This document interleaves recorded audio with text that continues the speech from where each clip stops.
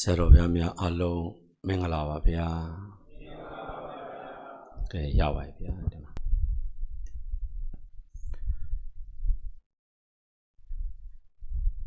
တဏ္ဍတရားများဟောကြားနာယူမသားမဲ့အချိန်ဖြစ်ပါသည်ဗျာဗျာဒီတို့ဗုဒ္ဓမြတ်စွာသာသနာတော်နှစ်2580ပြည့်နှစ်မြန်မာတို့ယောဟာကောသာတက္ကရာ1388ခုနှစ်ဒုတိယဝါဆိုလပိကျော်9ရက်10ရက်နေ့ခရစ်နှစ်2026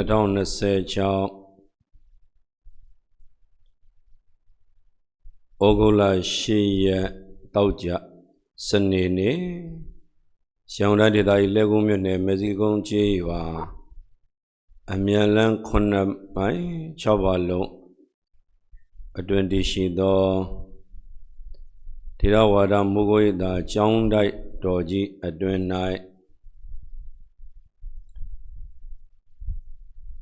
ထေရဝါဒမူကိုဓမ္မရိပ်သာတိုက်တဲ့ဆရာတော်ဥဒိပရဏနာယကဆရာတော်ကျိုက်ကလောဆရာတော်ဘုရားကြီး၏ဘုံရိပ်ကံ၏မေတ္တာရိပ်ဩဝါဒရိပ်တို့ကိုခုလုံး၍တရမအကျဉ်းများစီရင်ကျင်းပပြုလုပ်အပ်သောဝါတွင်ကာလဓမ္မကတိကသင်္นานကြီး၌ဘုရားတပည့်တော်များကျေးဇူးပြုပေးမိပရိစ္ဆသုံးပတ်သင်္นานနှင့်တရားဟောနေမှတ်ဖွယ်ဓမ္မကထာများကိုနာယူမသားခြင်းမပြုမီမှာတရားပိုင်းရှင်ဖြစ်တော်မူသောသုံးလောကထောတာတပည့်ညမြတ်စွာဘုရားရှင်ကိုရောမြတ်ကြီးဂုဏ်တော်ကိုအာယုံပြု၍အလုံးမဲ့လက်ဥလေးတွေချီပြီးနမောတတ3ချိန်ဖြင့်ညီညာဖျားပြရှိခုပူဇော်ကြောလိုက်ကြပါအောင်စို့ဘုရားနမောတတဘဂဝတောအရဟတောသမ္မာသမ္ဗုဒ္ဓတ္တနမောတတဘဂဝတောအရဟတောသမ္မာသမ္ဗုဒ္ဓတ္တနမောတတဘဂဝတောအရဟတောသမ္မာသမ္ဗုဒ္ဓတ္တဟောတိယောနာကြကြသူတွေပါရှင်တော်မြတ်ဗုဒ္ဓ၏လူတော်ကြားအရန္တတဆုမိုးကုတ်ဆရာတော်ဘုရားကြီး၏ဉာဏ်တော်ကိုဥထိတ်မှထားပြီးဟောကြားနာယူမသားကြမှာဖြစ်လေသောကြောင့်ဆရာတော်ဘုရားကြီးရေးသားတည်ကုံတော်မူခဲ့သောမူလနဗျာအစလာတိပရိစ္ဆသုံးပတ်အသွယ်8သွယ်ဆောင်ပုဒ်လင်္ကာနှင့်ဝိဇာနှင့်တဏှာယင်္ဂံအစလာတိပရိစ္ဆသုံးပတ်ဒိဋ္ဌိပြုတ်လင်္ကာနှစ်ပုဒ်တို့ကိုညီညာပြပြရွတ်ပတ်တရစေပူဇော်၍တရားဝယ်စတင်ပွင့်လှစ်လိုက်ကြပါအောင်စို့ဗျာမူလနဗျာသစ္စာနှစ်ခုလေးခုအလွာအင်္ဂါ12ပါးတရေကိုများနှင့်သုံးပါးအစနေယမူလာဝတ္တုံဝါနှင့်ကာလ3ပြာရှင်ရာ20ဤရှိသွေကိုအလွယ်ကြမသိစေအပ်သည်သန္တရာမလွတ်ချောင်းဒီဝိဇ္ဇာနှင့်တဏှာအယင်ခံဥပါဒံ ခံကြောင်းယုံနံဘောမြို့မအပင်အမြင်မပြတ်ဆက်ဆက်တိဟံခံကြောင်းနံယုတ်နံယုတ်ကြောင်းကံအပံပံဖြစ်ပြန်ဤအလျောဗြဟ္မာတကြသာတိမြာက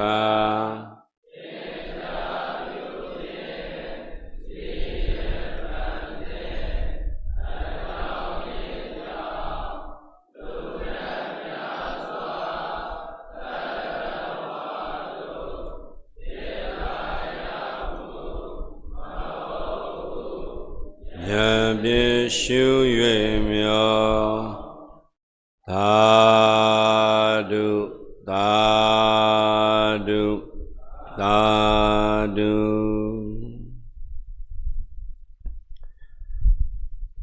ဗျာဒိတော်တို့ယနေ့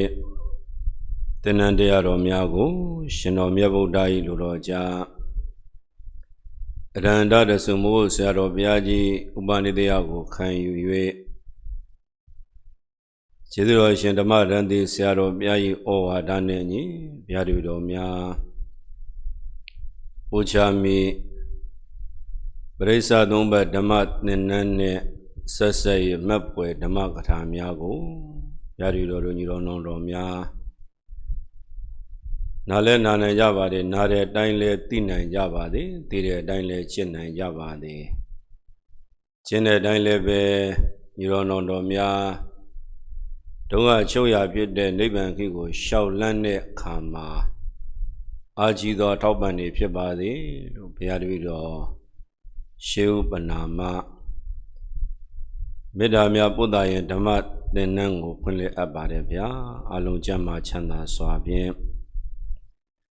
သာသနာပြုနိုင်ကြပါစေလို့လည်းထပ်ဆင့်မေတ္တာများပုဒ္ဒါအပ်ပါတယ်ဗျာဘုရားတပည့်တော်တို့ပရိစ္ဆသုံးဘက်ဆောင်းမုတ်လင်္ကာမှာစောကမူလဗဓမ္မရွတ်ဆိုသွားတဲ့အဝိဇ္ဇာနဲ့တဏှာရင်းကံဥပါဒံကံကြောင့်ယုံနံပေါ်ဆိုတဲ့ဒါတို့ဒုတိယအပုံမယုတ်ခင်မှာရှိပိုင်းကအသွယ်ရှစ်သွယ်ပြပေါ့ဒါရှစ်သွယ်နဲ့ပတ်သက်ပြီးတော့တို့မနေ့ကဒီသဘောတရားပိုင်းမှာတို့နောက်ပိုင်းကနောက်ဆုံးလေးမှာရှိတဲ့အလွယ်ကျက်မဲ့သိစေအပ်သည်တန်တရာမှလွတ်ကြောင်းတည်ပေါ့ဒါတော့ဒီလိုတို့ဒီတရားဓမ္မပေးတဲ့အခါမှာကျတော့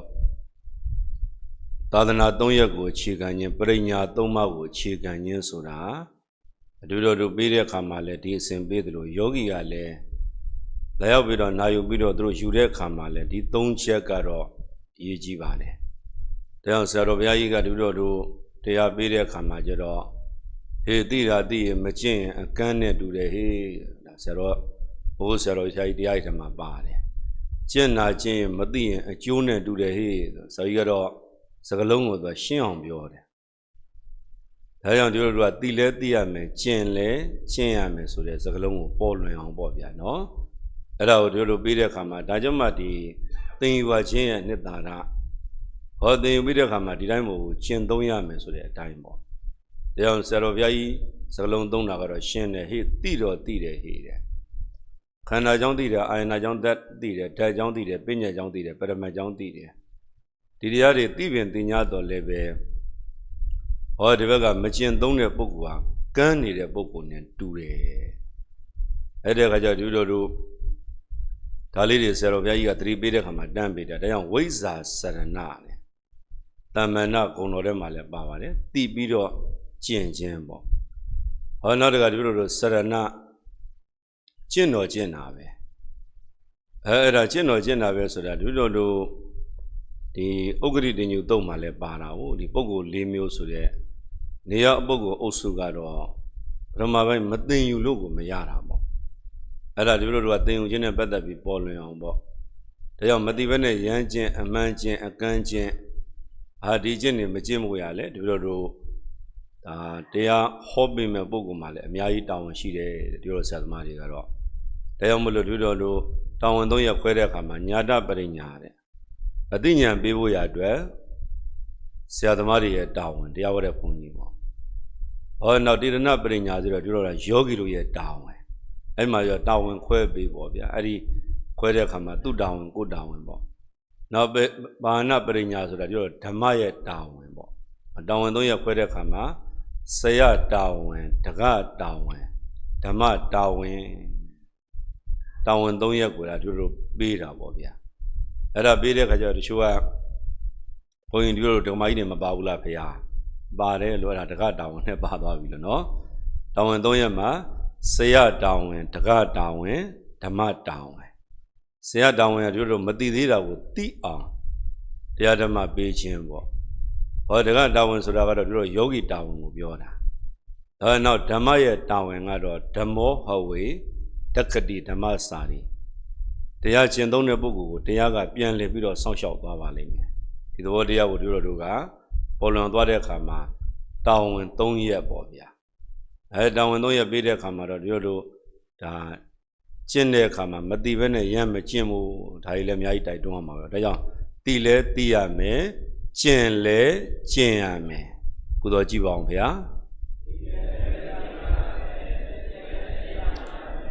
ဆရာတော်ဘုရားကြီးစကားလုံးနဲ့ယူပြောတော့တိတာတိရမကျင့်ရင်ကန်းနဲ့တူတယ်ကျင့်တာကျင့်ရင်မသိရင်အကျိုးနဲ့တူတယ်ဒါကြောင့်ဒီလိုတို့တိလဲသိရမယ်ကျင့်လဲကျင့်ရမယ်အဲ့တော့ဒီတိုက်တွန်းတရားတွေပြောတဲ့အခါမှာကျတော့ရှင်များတို့လည်းဒါဆောင်ပုံလေးတွေရပြီးသားပေါ့ဗျာတို့တိုက်တွန်းတရားဆိုတာသူတို့ကိုဒီအလုပ်တွေလုပ်ချင်လာအောင်ပြောတဲ့အခါမှာတို့မာဂဏိယတုတ်ပေါ့မာဂဏိယတုတ်မှာဆရာတော်ဘုရားကြီးလည်းတရားပေးတဲ့အခါမှာအလင်းသိတယ်လို့အဲ့ဒီမှာထည့်ပေးတာရှိတယ်အဲ့ဒါကိုတို့မာဂဏိယတုတ်ဆိုတာမစ္စည်းမပဏ္ဏတပါဠိတော်ပေါ့တို့မစ္စည်းမပဏ္ဏတပါဠိတော်မာဂဏိယတုတ်မှာပါတယ်ဗျာအဲ့တော့စာမျက်နှာကတို့189ပေါ့ဒါတော့အညွန့်ကိုပေးတာပါရှင်များတို့ဟောမဲ့ဘုန်းကြီးတွေအားလုံးကရပြီးသားပေါ့နော်အဲ့ဒီတော့မစ္စည်းမပဏ္ဏတပါဠိတော်189ပေါ့အဲ့ဒါကိုအဲ့ဒီမှာတို့ဘာလေးသွားပြီးတော့မလုပ်လဲဆိုရင်အားလုံးရပြီးသားအားလေးပါပဲတို့အဲ့မှာသူတော်စိကတ်မြတ်တရားနာဆိုတဲ့ဟာလေးပေါ့နော်တို့မာဂဏိယနဲ့တွေ့တဲ့အခါကျတော့ဘုရားရှင်ကိုယ်တော်မြတ်ကြီးကမင်းသူတော်ကောင်းစိကတ်အောင်กว่าတယ်မင်းမြတ်တရားနာအောင်กว่าတယ်မာဂဏိကိုဘုရားကတရားပေးတဲ့အခါမှာဒါဆိုဆရာဘုရားကြီးကသူတော်စိကတ်မြတ်တရားနာမင်းလျော်စွာကျင့်မောင်းกว่าမက်ဖို့ခွင့်ရလင့်ဧကန်တာဆိုတာဒါလေးရှိတယ်ဗျမှတ်ခဲ့အောင်နော်အဲ့ဒါတို့ကညံပိုင်းနဲ့ပတ်သက်ပြီးတော့သူတို့ကိုသိရမယ်ကျင့်ရမယ်သိရမယ်ကျင့်ရမယ်ဆိုတာကဒါကဘုရားစကားတွေဖြစ်တယ်ဆရာတော်ဘုရားကြီးတို့ကလည်းအမြဲတမ်းဗုဒ္ဓလိုတော့ကြတိုက်တွန်းတယ်ဆိုတာတို့ကပရိသတ်ကိုပြီးတဲ့အခါမှာခိုင်လုံမှုပိုရှိတာပေါ့ဗျာအဲ့ဒါကိုပဲတို့မှတ်ရအောင်ဗျာမာဂဏိယတုတ်ပေါ့နော်မစ္စည်းမပဏ္ဏတပါဠိတော်ပေါ့အဲ့မှာတို့စာမျက်နှာ189ဒါလေးတွေတို့ကျမ်းညွှန်းလေးနဲ့ပြန်ရှာပေါ့ဗျာသူ့ရဲ့အဓိပ္ပာယ်ကတော့ရပြီးသားတွေဆိုရင်လည်းရပါမရသေးရင်လည်းထပ်မှတ်ပေါ့ဗျာသူတော်စည်းကပ်မြတ်တရားနာလျော်စွာကျင့်မက်ဖို့ခွင့်ရလင့်ဧကန်တာဒါတို့လည်းစတင်တရားဟောတဲ့အခါကျတော့ရှေ့ကဆရာတော်ဘုရားကြီးတွေဟောတဲ့တရားနောင်တော်ကြီးတွေဟောတဲ့တရားကိုလိုင်းတာတော့ကျမ်းညွှန်းကိုပြန်ပြီးတော့ရှားတယ်ပထမတော့တို့ကြားလိုက်တာတော့ဒီတိုင်းပဲကြားလိုက်တာဒါပေမဲ့ပြောတာပေါ့နော်ခုရှင်ဘုရားတို့ပြောတဲ့အခါမှာနောက်သူ့ရဲ့ပါဠိလေးတွေပါနောက်ထပ်ကြည်လင်မှုရှိအောင်ဒါလေးတွေထည့်တိုင်းတော့ပိုကောင်းတာပေါ့ဗျာနော်အဲ့တော့တို့ကမာဂဏိယတုတ်ကိုလေ့လာပေးပါဗျာလေ့လာတဲ့အခါမှာတို့ကဉာဏ်ပိုင်းနဲ့တိုက်တွန်းတဲ့အခါမှာဘာကြောင့်တရားနာခိုင်းတာလဲဘာကြောင့်သိပြီးကျင့်ခိုင်းတာလဲသူတော်ကောင်းကိုမစည်းကပ်ရင်တော့မဖြစ်နိုင်ဘူးဆိုတာတို့ပြောတာပေါ့ဗျာနော်ဒါတို့မဟာနိဒာနသုတ်တို့ဘာတို့မှလည်းပြန်ကြည့်ရင်ဒါတွေသွားတွေ့ရတယ်အဲ့ဒါတော့ရှင်နာကိုရောမြတ်ကြီးကိုဘုရားကဟောတဲ့အခန်းတွေပေါ့ဟောတဲ့အခန်းမှာတို့ဒီကလျာဏမိတ်တာမရှိဘဲနဲ့လမ်းကြောင်းမှန်ကိုမရနိုင်ဘူးဒီသဘောတရားတွေပေါ့ဗျာနော်အဲ့တော့ကလျာဏမိတ်တာဆိုတာဒါသူတော်ကောင်းစည်းကပ်ခိုင်းတာပဲသူတော်ကောင်းစည်းကပ်ပါအောင်ဒါတို့ရှင်များတို့ အလင်းသိတဲ့ဇာကြောင့်လည်းထဲပေါ်သူ့ဇာကြောင့်သူပြောလေရတာပေါ့နော်ဒါကြောင့်မလို့ပြောလို့သူတော်ကောင်းစီကပ်ပါအောင်မြတ်တရားနာပါအောင်အဲ့ဒါလျော်စွာကျင့်ပါအောင်ဒါပြောတာပဲမက်ကိုခွင့်ရလင်ဧကံတာသူတော်စီကပ်မြတ်တရားနာလျော်စွာကျင့်မက်ဖို့ခွင့်ရလင်ဧကံတာမာဂဏိယတုတ်ကဲအလုံးတို့တစ်ခေါက်လောက်ပူတော်ကြည့်ပါအောင်ဗျာသူတော်စီကပ်မြတ်တရားနာလျော်စွာကျင့်မက်ဖို့ခွင့်ရလင်ဧကံတာပြန်ပူဇော်ကြည့်ပါအောင်ဗျာ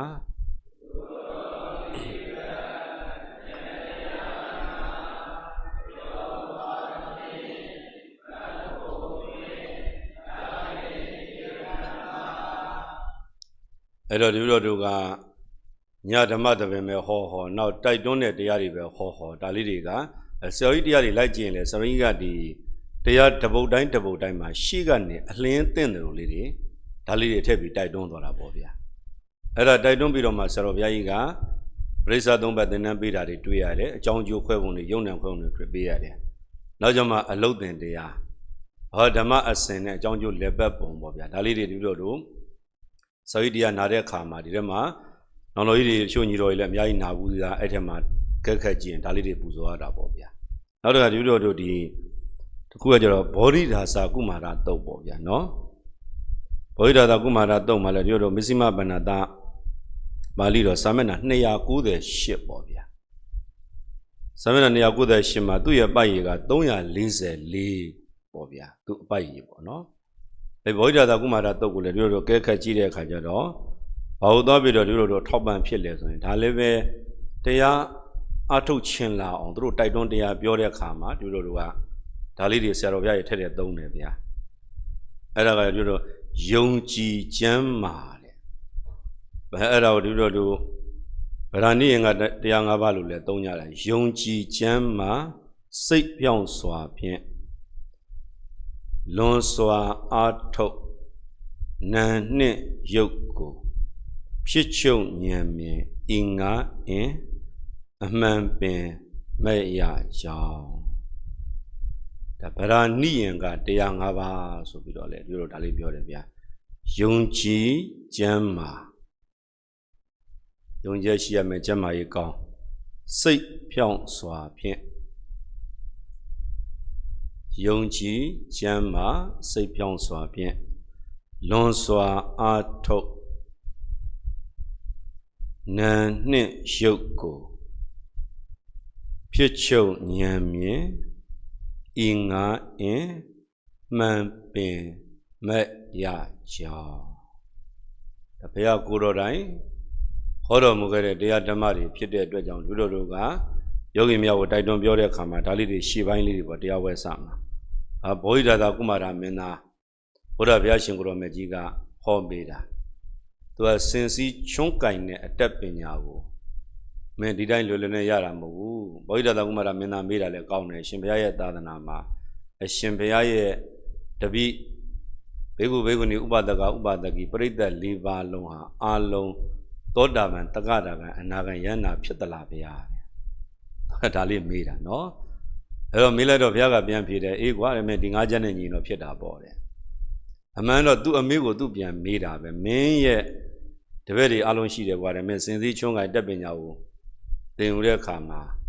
ဒီစင်ကြီးတကောင်ထိမှုရတဲ့ချွန်းကင်နဲ့တက်ပညာမင်းဘလို့ပုံကိုယ်တွေရတယ်လေအကုန်လုံးရတယ်လားဘုရားကသူ့ပြန်မေးတာပဲပြောချင်တာသူ့အမေတဲ့မေးကိုပြန်မေးတော့လူတိုင်းတော့မရနိုင်ဘူးဘုရားရှင်ဘုရားယုံကြည်ချက်မရှိဘူးကျမ်းမာရေးမကောင်းဘူးပေါ့ဒါတွေသူပြန်ပြီးတော့ပြောပြတော့သူ့ရဲ့အမေအဖြေကိုဘုရားကပြန်ပေးတာပေါ့ဒီလိုတို့ဒီဘက်မှာလဲဘုရားကငါဘုရားရဲ့သာသနာမှာလဲဒီတိုင်းမှာပဲကွာမင်းဒီ၅ချက်နဲ့ပြည့်စုံမှမဖို့နိဗ္ဗာန်ရနိုင်တယ်ဆိုတဲ့အကြောင်းပေါ့ဗျာဒါလေးတွေကဒီလိုတို့တရားဝဲတဲ့မှာတိုက်တွန်းနေတဲ့ရှိကထည့်ရင်လည်းပဲတရားဓမ္မအစဉ်လည်းအစဉ်ပြပါတယ်ဗျာအဲ့ဒါဘောဓိဒါသကုမာရတုတ်ပိုက်ရ344ပေါ့ဗျာသူရဲ့ပိုက်ရကနော်နောက်ဒီလိုတို့အဲ့တော့ကိုမစ္စည်းမဗန္နတာပါဠိတော့298မှာသူပါဠိလေးတွေပါမယ်ဗျာနော်အဲ့တော့ဒီလိုတို့ဒါလေးပြန်ပြီးတော့ရွတ်ပြအောင်ဗျာယုံကြည်ကျမ်းမာစိတ်ပြောင်းစွာဖြင့်လွန်စွာအာထုံ နနှင့်ယုတ်ကိုဖြစ်ချုပ်ဉာဏ်မြင်ဤငါအင်းမှန်ပင်မရကြောင်းဒါဒီ၅ချက်ကိုပြောခြင်းဖြစ်ပါတယ်ဗျာအဲ့တော့တပည့်တော်တို့ကပြောမယ်ဆိုရင်တော့ပရိသတ်ပေးလိုက်တဲ့အခါမှာဒီပါဠိတော်ကဒီလိုရှိတယ်တပည့်တော်မင်းကရှင်များကိုလျှောက်ထားသလိုပေါ့ဗျာနော်အဲ့ဒါရှိတဲ့ပါဠိတော်ဓမ္မအစဉ်ကိုလည်းပဲတပည့်တော်တို့ကသူတို့သိခွင့်ရတယ်ပြောခွင့်ရတယ်ဒီတည်းမှာတပည့်တော်တို့ကအကျယ်ချဲ့အထာဂတာကိုစွန့်နိုင်ရင်တော့ကြည်ပေါ့ဗျာနော်ကဲတစ်ခေါက်တော့ပြန်ဆိုကြည့်ပါအောင်ဗျာယုံကြည်ကျမ်းမာစိတ်ပြောင်းစွာဖြင့်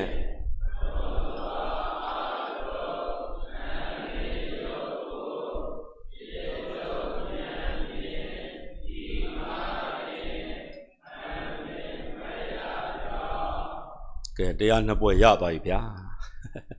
တရားနှစ်ပွဲနော်ဒါလေးတွေကဒီလိုတို့တရားပွဲတိုင်းပေါ့ဒီလိုတို့ကဒီကျောင်းမှာဒီလိုပထမဆုံးစတောင်းယူတာကအရှုခံနဲ့အရှုဉဏ်သင်္นานတို့တောင်းယူရတယ်ဒီလိုကျောင်းတွေမှာဆရာတော်ဘုရားကတောင်းစပေးတယ်ဆိုရင်ရှုခံရှုဉဏ်သင်္นานပေးတယ်ဗျာပြီးတော့မှဒီလိုအဲ့ဒါပြီးပြီဆိုရင်ဆရာတော်ညာတရားဆိုတော့သစ္စာတရားကိုဟောခိုင်းအဲ့ဒီကနေမှဒီလိုမနေ့ပိုင်းသင်္นานတရားဒိဋ္ဌိပြုတ်တရားဆိုဟောခိုင်းတယ်အဲ့ဒါပြီးတော့မှဒီလိုအလုတ်တင်လုတ်ပေးတရားကိုဆရာတော်ဟောခိုင်းတယ်အဲ့တော့ရှုခံရှုဉဏ်ဆိုတော့ဒီလိုတို့တိုက်တယ်မှာတော့တဏှာကြီးနဲ့2နာရီဟောရတာတဏှာကြီး2နာရီဆိုတာကရှင်ဘုရားကိုစဉ်းစားကြည့်ပေါ့ဒီလိုအဲ့ဒီချိန်ကပရိသတ်ကအာဟာရသုံးဆောင်ပြီးတော့အနားယူပြီးတော့ထလာတဲ့ချိန်တော့မလန်းဘူးအဲ့တော့ဒီလိုတို့ကဒီရှုခံရှုဉဏ်အဲ့ဒီမှာသင်တဲ့ခါကျတော့ဘာကြီးသင်ရတယ်ဆိုရင်ဒီခန္ဓာ၅ပါးအကြောင်းတွေရှင်းရတယ်အာယနာအကြောင်းတွေရှင်းရတယ်ဓာတ်သက်၈ပါးအကြောင်းတွေရှင်းရတယ်ကာယစိတ်ဓာတ်ဝေဒနာဓမ္မရဲ့သူ့အရှုခံဓမ္မတွေရှင်းရတယ်နောက်မဂ္ဂင်၅ပါးမဂ္ဂင်၈ပါးပေါ့အဲ့တော့ဒီအကြောင်းတွေရှင်းတဲ့အခါကျတော့ဒီလိုတို့ဒီမင်းကွန်းဆရာတော်ဘုရားကြီးစဆက်ကတုတ်တော်ကြီးဟောတဲ့အခါကျတော့အဲ့ဒါသွားသတိရတယ်မင်းကွန်းဆရာတော်ဘုရားကြီးတရားနာတဲ့အခါကျတော့စဆက်ကတုတ်ဆိုတော့ဆရာကြီးကဘာပြောလဲဆိုတဲ့အခါကျတော့ငါဟောမှာအဘိဓမ္မာတရားနဲ့အဲ့တော့တိလက်ရှင်ဆရာကြီးကပင့်လျှောက်လို့ဆရာတော်ကြီးကဟောပေးရတာဟောတာကမင်းကွန်းတောင်ယူတယ်လာနာကလည်းပဲပရိသတ်ကလည်းပဲကြည်လိုက်တော့ဆရာကြီးဆရာလေးများတို့တရားနာတဲ့အဖွဲ့အဖို့ဖွားတွေပေါ့နော်အဲ့တော့ဟောရတာကတောင်းမောပါကွယ်တဲ့ဒီအချိန်ဟောရတာတော့6ကက်ကြီးပါလေတရားကလည်းတရေကြောက်တယ်ဒါဘိဓမ္မာတရားဆိုတာတရေကြောက်ပါအဲ့ဒီကလေးနာကြည့်ပေါ့နော်ဆိုရပြောတာဟောရတာလည်းတရေကြောက်ပါတယ်တဲတော့မလွယ်ဘူးတဲ့အမှစဆက်ကတုတ်ဆိုတာဒီလိုမင်းကွန်းဆရာတော်ဘုရားကြီးဟောတဲ့တရားပေါ့အဲ့ဒါသွားတဲ့အခါကျတော့ဒီလိုတို့ဒီတဏှာ2နာရီဆိုရင်တော်တော်သတိထားရလားအဲ့တော့သူတို့ဟောတဲ့အခါမှာကျတော့ဒီရှုခံရှုဉဏ်တွေတောက်ကြောက်ဟောတာဆိုရင်ဒီတော့ဘာလုပ်မလဲဆိုတော့စောရိတရားတွေပူဇော်ကြည့်တော့အခုလိုရှီပိုင်းတိုက်တွန်းတာလေးတွေတွေ့ရတယ်တိုက်တွန်း9မိနစ်10မိနစ်လောက်တော့သူတို့ဒါလေးရှင်းပေးတာဗျာ9မိနစ်10မိနစ်လောက်သူတို့ဒါလေးရှင်းတဲ့အခါကျတော့သူတို့ကလည်းယုံကြည်ချက်တွေခံမာလာတယ်ဩတို့ကျမ်းမာရေးမကောင်းလို့မရဘူးစိတ်ဓာတ်ကလည်းဖြောင့်မှန်ရမယ်တရားပေါ်မှာတတ်ဝင်ယုံကြည်မှုနဲ့တို့ဒီမေတ္တာတုတ်ထဲမှာလည်းပါတယ်ယဟန်တော်တွေကိုဗုဒ္ဓတရားတော်ခါမှာဥဇုံလို့ဒါဖြောင့်မှန်ရမယ်ကရဏီယမတ္တကုသလေနာတာ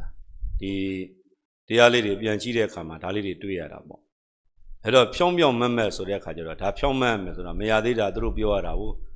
ရရင်လည်းရတယ်မရရင်လည်းမရအောင်မရသေးရင်လည်းဒါတွေစူးစမ်းပြီးတော့အလေးချင်းချက်ပါအာထုမှုဝိရိယကလည်းရှိရမယ်ဆိုတာအာထုမှုဝိရိယရှိတဲ့အခါမှာဒီလိုတို့ကဒီအာထုမှုဝိရိယနဲ့ပတ်သက်ပြီးတော့ဘာလေးတွေကိုဒီလိုအများဆုံးတိုက်တွန်းလဲဆိုရင်ရှင်ဘုရားတို့ဒီလိုတို့ဒါငယ်လက်ကြီးဓမ္မစာပေတွေသင်တော့သင်ခဲ့တဲ့တမ္ပပဒံတရား၄ပါးကိုဒီလိုအများဆုံးထည့်ပြီးတော့သုံးရင်တိုက်တွန်းတာပေါ့ဗျာနော်ဖြစ်ပေါ်ပြီးတဲ့အကုသိုလ်တရားတွေကိုပယ်တတ်ခြင်းတို့အဲ့ဒါမဖြစ်သေးတဲ့အကုသိုလ်တရားတွေကိုဖြစ်ပေါ်ဝင်မရအောင်ကြိုးစားမယ်နော်ဖြစ်ပေါ်ပြီးတဲ့ကုသိုလ်တရားတွေကိုတိုးပွားအောင်ဒီလိုတို့ကမဖြစ်သေးတဲ့ကုသိုလ်တရားတွေကိုဖြစ်ပေါ်လာအောင်ဖြစ်ပေါ်ပြီးတဲ့ကုသိုလ်တရားတွေကိုတိုးပွားအောင်ပေါ့ဒီ၄ချက်ပေါ့ဗျာဒါဒီလိုတို့အလုံးရပြီးတာပဲဥပ္ပန္နနဲ့ပပကနဲ့ပါဟာနာယဝါယမောဒီဖြစ်ပေါ်ပြီးတဲ့အကုသိုလ်တရားတွေကိုပယ်တတ်နိုင်အောင်ကြိုးစားဖို့အဲ့ဒါမှလည်းသူတို့ကလည်းလူတိုင်းမှာအကုသိုလ်ရှိတယ်မမတော်ရှိနေမသေးသောစေသမားပေါ့ဒီလိုရှိနေတိုင်းကလည်းမှတ်ရတယ်လို့မသေးသောစေသမားပေါ့ဒါလေးတွေဥမာပေးပြီးတော့တို့အဲ့ဒီအကုသိုလ်တရားတွေကိုဘာလုပ်မလဲပယ်မယ်ပယ်ဖို့ရအတွက်မဉ္ဇဉ်မှတပါအခြားမရှိဘူးဒီလိုတော့ဒါကိုပေါ်လွင်အောင်တိုက်တွန်းပေးတာဟုတ်ဗျာနော်အဲကြောင့်ဒီလိုတို့က ဒါလေးရွတ်ပြီးတော့ပေါ့ဗျာတို့တော့သူတို့အိတ်ချင်တော့အတန်လေးနည်းနည်းမြင့်ရောပေါ့ဥပ္ပန္နနံပါပကနံဘာနာယဝါယမောတဲ့အတန်တော့မလောက်ရဘူးနော်အဲ့ဒါဒီတို့အမြဲတမ်းတန်နေလို့ရင်လည်းပဲဒီဘက်ကဥပ္ပနိတိကပျောက်သွားမှာဆိုလို့နော်အဲ့ဒါတော့ပရိသတ်အိတ်ချင်မှာဆိုလို့နည်းနည်းလန့်နှိုးရတာနော်ဖြစ်ပေါ်ပြီးတဲ့အကုသိုလ်တရားတွေကိုပယ်တတ်တာတော့ဟောနောက်အနုပ္ပန္နနံပါပကနံအနုပ္ပါဒယဝါယမောတချို့အကုသိုလ်တွေကမဖြစ်သေးဘူးအဲ့တော့မဖြစ်သေးတဲ့အကုသိုလ်တရားတွေကိုဒီလိုတို့ကဖြစ်ပေါ်ခွင့်မရအောင်ဒါကြိုးစားရမယ်ဆိုတာဒီအလုပ်ကိုပြောတာပါဒါတော့ကြိုးစားတော့ဆိုတာယောဂီလည်းတူတူပြောလည်းတူတူပဲအလုံးပဲအဲ့တော့ခါကျတော့တချို့ပရိသတ်ကလည်းထင်တာဒီဘုန်းကြီးကတို့ပဲဆုံးမနေတာအဲ့ဒါတို့ပဲပြောနေတာဆိုရင်ဒီလိုတို့ကခါတော့မာတိကမာတာဇလန်းလေးထည့်ရသေးတာဒါတော့သူတို့ခွန်အားဖြစ်စေတာပေါ့ဗျာပြောတော့မာတိကမာတာမိခင်ကြီးရဟန်း60ကိုစွန့်နေကြတယ်ရဟန်း60ကဘာဖြစ်လဲလို့ तू ကလှမ်းကြည့်တော့မာရိကမာတာအနာဂံတီးနေပြီရဟန်း60ကပုရုဇဉ်ဘဝရှိသေးတာအဲ့တော့တပည့်တော်တို့ကဒါလည်းပဲဟောတဲ့အခါကျတော့ဟောသူနဲ့နာသူနဲ့ဟောသူဘယ်သူကအရင်အတိတရားရမယ်ဆိုတာအဲ့ဇလန်ထောက်ရင်တော့နာသူကလည်းပဲအတိညာဏ်ရပြီးတော့မြန်ပွင့်လန်းရင်သွားနိုင်တယ်အဲ့တော့ဟောတဲ့ပုဂ္ဂိုလ်ကသိရလိမ့်မယ်လို့ဒါတော့မရှိဘူးဆိုတဲ့အကြောင်းလေးပေါ့ဗျာနော်ဒါကြောင့်အဓိကအရေးကြီးဆုံးကတော့ဒါတော့ပရိသတ်ကိုပြောတဲ့အခါမှာဒီလိုတို့ကသူတို့ကိုတိုက်တွန်းတရားလေးနဲ့ဒါလေးထည့်ထည့်ပြောတာပေါ့မာတိကမတ္တဒါလည်းနောက်ပိုင်းရဟန်းတော်တွေကဘာတွေလိုအပ်ချက်ရှိလဲဆိုတော့ဒီကိုယ်တော်တွေအချိုလိုချင်တဲ့ကိုကအချိုမရဘူးအဆက်လိုချင်တဲ့လူကအဆက်မရဘူးအခါလိုချင်တဲ့အခါမရဘူးဒါကြောင့်စွန့်ကုန်ကိစ္စခက်ခဲနေတာပဲဒါကြောင့်ဒီလိုတို့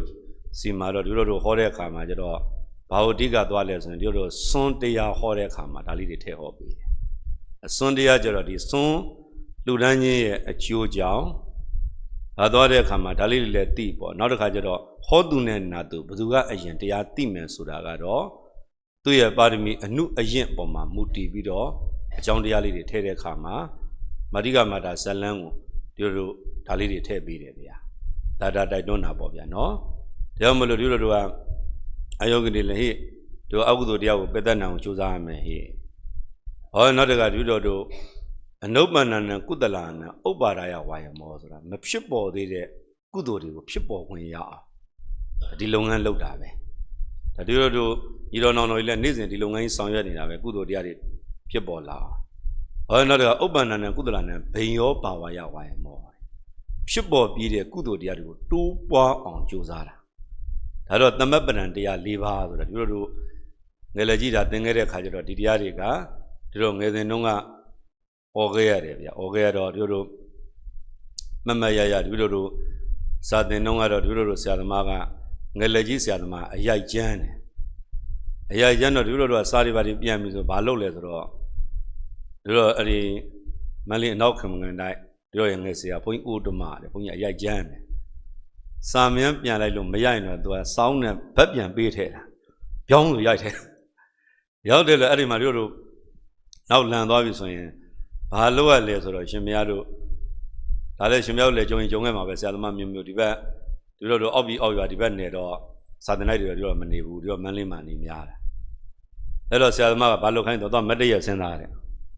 ပြဿနာတက်ပြီအဲ့တော့စာကဆရာသမားကြောက်တာကတကြောင်စာကမရတာကတကြောင်မတ်တရပြီးစဉ်းစားဆိုတော့ပြဿနာတက်ပြီအဲ့ဒါနဲ့ပြောတော့မတ်တရပြီးစဉ်းစားဆိုတော့သူကစဉ်းစားလို့မို့တို့က8နာရီစာပြန်ရင်မတ်တရပြီးစဉ်းစားလို့ရပြီမင်းရတဲ့ချိန်ပြန်လာပြန်မရရင်ထည့်ရိုက်မှာ9နာရီစီအဖြစ်မပေါ်ရင်9နာရီစီရက်10နာရီစီအဖြစ်မပေါ်ရင်10နာရီစီရက်17နာရီစီအဖြစ်မပေါ်ရင်တို့နောက်ဆုံး17စီအနည်းဆုံး3နာရီလောက်ရက်ရတာအဲ့တော့တို့ကဘာလုပ်လဲဆိုတဲ့အခါကျတော့ကြောင်တို့တွက်ကြည့်ရအော်လို့ဆရာသမားတွေပြောဆရာသမားတွေအများတန်းပြောတယ်ဆရာဆိုတာကွယ်တဲ့တပည့်တွေရဲ့အလိန်ခံဘဝပါတဲ့အဲ့တော့တို့တငယ်ချင်းတွေဘာပြန်ညှိလဲဆိုတော့ကုညီမှုပေးရတာမင်းတန်ကြရင်ငါလည်းကူအောင်တော့အဲ့တော့ရှေ့ကတပတ်တန်ကြရင်လုံးဝစဉ်းစားလို့မရတော့ရှေ့တပတ်ကသူလည်းအရိုက်ခံပြီးတော့ထလာတာမင်းဘာမေ့တာလဲငါတော့သမပ္ပဏလေးတရား၄ပါးမေ့နေမင်းပြောပြအောင်ဒါတို့ငယ်စဉ်တုန်းကပေါ့ဗျာဒါတော့ကောင်းတဲ့အလေးချင်းတော့မဟုတ်ပါဘူးကောင်းတော့မကောင်းဒါပေမဲ့တပတ်နဲ့တပတ်တော့မှန်တော့ငငယ်တုန်းကတော့မျိုးချစ်စိတ်ပေါ့ အဲ့လိုပဲနော်အဲ့ဒါလည်းတပည့်တော်တို့တွေ့ရကြုံရတဲ့အခါမှာဒါလေးတွေတပည့်တော်တို့ငယ်တင်ကစာလေးတွေဆိုတာကဆရာသမားတွေပေးလိုက်တဲ့အခါကျတော့ဒါကြောက်ကြောက်လန့်လန့်နဲ့တက်ကအော်ခဲ့ရတာတွေကမမေဘူးတဲ့ဗျာရှင်ဗျာတို့နော်ဒါကြောင့်မို့လို့တတိယတရားလည်းကောင်းပါတယ်တပည့်တော်မနေ့ကပြောသလိုပဲဆရာသမားအတီးတီးရှိတဲ့အခါမှာမမေ့ကြပါနဲ့ဗျာဒါကြောင့်မို့လို့တပည့်တော်တို့ခုလည်းပဲကြည့်ဒီဘောဓိရာသကုမာရတုတ်ရဲ့အဓိကအဓိပ္ပာယ်ကဘောဓိရာသကုမာရမင်းသားမေးတာကအရှင်ဘုရားရဲ့တပည့်တွေအလုံးကတရားသိသလားလို့ဒါမေးတာပဲသောတာပန်တက္ကတာကဟေးတပည့်တိုင်းမသိနိုင်ဘူးဟေးဘုရားကဒီအင်္ဂါ9ရက်နဲ့ညီမတာလင်ငါတပည့်လည်းသိမယ်ဒီတိုင်းမှာပဲတဲ့တပည့်တော်တပည့်တွေကလည်းစင်သေးချုံငိုင်နဲ့တက်ပညာကိုယုံကြည်မှုလည်းမရှိဘူးကျမ်းမာရေးလည်းမကောင်းဘူးစိတ်ထားကလည်းမဖြောင်းဘူးဝိရိယကလည်းမရှိဘူးပညာဉာဏ်အားနည်းတယ်ဆိုရင်ရှင်ဘုရားတိုင်ပဲတဲ့မသိနိုင်ဘူးဘုရားတဲ့အပြန်မှတ်ပေါ့ပြောင်းမြန်ပေါ့နော်အဲ့တော့ဒီလိုတို့ကသူတို့တိုက်တွန်းတဲ့အခါမှာယုံကြည်မှုမရှိဘဲနဲ့လုပ်နေတဲ့အလုပ်ဟာမအောင်မြင်နိုင်ဘူးတရားတရားပေါ့နော်ယုံကြည်မှုပေါ့နောက်ဒီလိုတို့ဓမ္မရန်သီဆရာတော်ဘုရားဒီလိုဆရာတော်ဥလက္ခဏမြတ်စကြာဆရာတော်ကတော့မရှိတော့ပါဘူးဆရာတော်ကိုပြောဆရာတော်သွားလျှောက်တယ်တဲ့ဆရာသွားလျှောက်တဲ့အခါမှာဒီလိုဓမ္မဂရိကဖြစ်ချင်တယ်ဘုရားတဲ့ဓမ္မဂရိကဖြစ်ချင်တယ်ဘုရားတဲ့ရှင်ဘုရားဘယ်လိုလေးမြန်ကျင့်သွားရမလဲဆိုတော့ဆရာတော်ကြီးပြောချင်တယ်မင်းမရှက်ရင်ရတယ်ကွာဒါတော့ပြိဿပြီးတဲ့ခါပြောတာပါနော်မရှက်ရင်ရတယ်ဆိုတဲ့အခါကျတော့ဒါတော့ကနောက်ကျော်ပြန်ပြောပါတယ်သူကအေးတဲ့မင်းလုပ်ငန်းတိုင်းဟာယူသွမှုရှိရမယ်ပေါ့ဗျာဒီလိုနော်အဲ့တော့ဒီလိုတို့ကယူသွမှုရှိရမယ်ဆိုတာပြိဿကိုချပြတော့ဒီမှာဘုဂုဥပနိတရားနဲ့ဆိုရင်စဝိုင်းထောက်ပုံဒါစဝိုင်းထောက်ပုံပေါ့နော်ဒီလိုစပြီးတော့သင်္นานတက်တဲ့အခါကျတော့ဘုဂုဆရာကြီးတရားနာပြီးတော့တို့ကစဝိုင်းလိုက်လှည့်ရတာပေါ့နော်စဝိုင်းထောက်ပုံပေါ့နောက်ဒေသနာကွက်ထောက်ပုံလေးတွေဒေသနာကွက်မောက်တဲ့ဟာမှာမောက်ပုံလေးတွေပေါ့အဲ့ဒါလေးတွေတို့တော့ပြန်လေးကျင့်တယ်အဲ့ကျတော့လုပ်ငန်းပေါ်မှာယုံကြည်မှုရှိရမယ်ဒါကိုပြောတာပေါ့ဗျာနော်ကြောင့်ယုံကြည်မှုမရှိဘဲနဲ့မရနိုင်ဘူးခုလည်းပဲဗราဏိငါတရား၅ပါးထဲမှာကြည့်လိုက်တော့အဲ့မှာသရာတတ်ယုံကြည်ကျမ်းမာစိတ်ပြောင်းစွာဖြင့်လွန်စွာအာထုံနာနှင့်ရုပ်ကိုဖြစ်ချုပ်ဉာဏ်မြင်အင်္ဂါအင်အမှန်ပင်မရကြောင်းဒါဥစဉ်ဒီတို့ဗราဏိငါတုတ်ပြီဆိုပြီးတော့ဒီတို့ဟိုမှာလည်းပဲအင်္ဂုတ္တမှာလည်းတခုလာပါသေးတယ်ဗျာဒါလေးလည်းတွဲမှတ်ပေါ့ဗျာနော်ဒီတို့ဒီဗราဏိငါတုတ်ဒီတို့အင်္ဂုတ္တဒုတိယပဏ္ဏတက္ကတော်ဒီလိုအင်္ဂုတ္တပါဠိတော်ဒီလိုစာမျက်နှာ50ခွန်မှာလည်းလာပါသေးတယ်ဗျာဒါလေးလည်းမှတ်ထားပါဗျာသူအင်္ဂုတ္တမှာလည်းလာတယ်ဒီလိုဒီအင်္ဂုတ္တမှာကျတော့ဒါရဲ့နာမည်ပေးတာပေါ့ဗျာဒီလိုအခုဒီလိုဒီမှာလည်းပဲမစ္စည်းမပဏ္ဏတမှာလည်းလာတယ်ဗျာနော်အဲ့တော့ဒီလိုယုံကြည်ခြင်းမှာစိတ်ပြောက်စွာမြင်လွန်စွာအတုနန်းနဲ့ရုပ်ကိုဖြစ်ချုပ်ဉာဏ်မြင်ဒီငါအင်အမှန်ပင်မရကြောင်းအဲ့ဒီမှာကျတော့နာမည်ပေးတဲ့ဗราဏိယံကတုတ်ဆိုပြီးတော့အင်္ဂုတ္တပါဠိတော်မှာလည်းပေးထားတယ်ဗျာဒါတော့ဒီလိုတို့များသောအားဖြင့်တော့ကျမ်းတွေဟောတဲ့အခါမှာဒီအင်္ဂုတ္တပါဠိတော်လက်လွတ်ပြီးတော့သွားတဲ့အရာတော့မရှိအောင်ဗျာအဲ့ဒါမှလည်းဒီလိုတို့မှတ်ဖော်လေးတွေနှစ်ခုပေါ့ဗျာကဲအဲ့ဒါလေးတို့ပြန်ပူဇော်ကြည့်ပါအောင်ဗျာယုံကြည်ကျမ်းမာစိတ်ပြောင်းစွာဖြင့်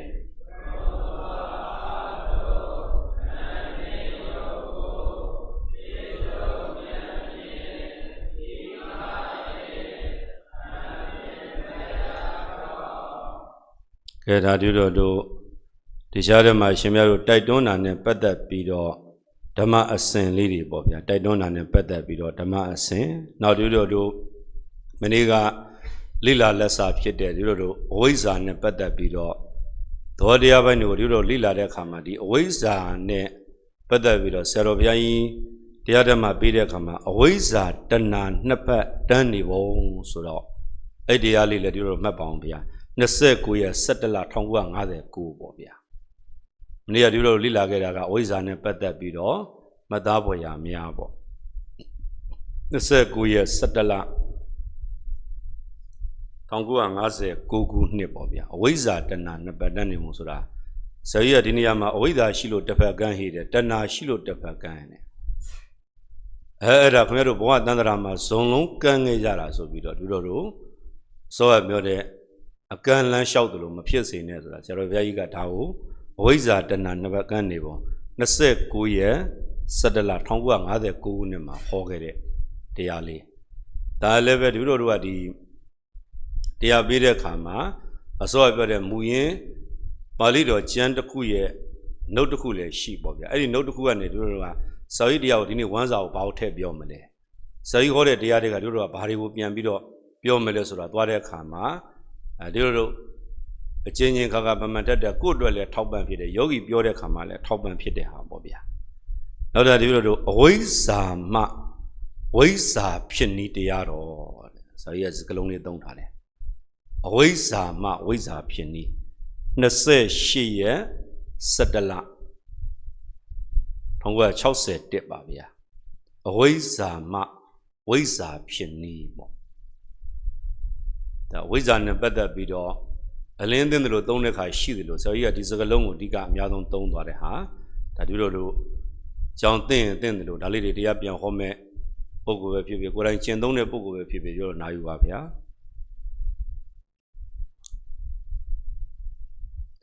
နောက်ဒီလိုတို့အဝိဇ္ဇာသင်္ခါရတရားတော်ဒါလည်းပဲဒီလိုတို့ဒီဝိဇ္ဇာနဲ့ပတ်သက်ပြီးတော့ဆရာကြီးက18 17 60ပေါ့ဗျာဒီအဲ့ဒီမှာဟောထားတဲ့တရားစဉ်လေးရှိသေးတယ်18 17 60ပေါ့အဝိဇ္ဇာသင်္ခါရတရားတော်ဆိုတာ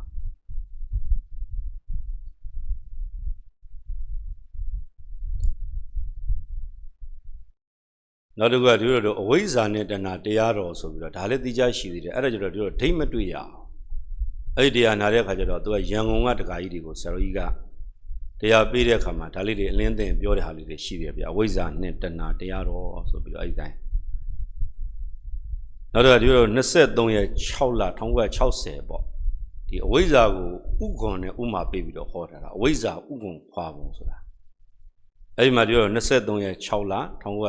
1960အဝိဇ္ဇာဥက္ကွန်ခွာပုံဆိုပြီးတော့တရားပေးတဲ့အခါမှာဒါလေးတွေလည်းပြန်တွေ့ရတယ်ဗျာဒါဒီလိုအဝိဇ္ဇာဥက္ကွန်ခွာပုံ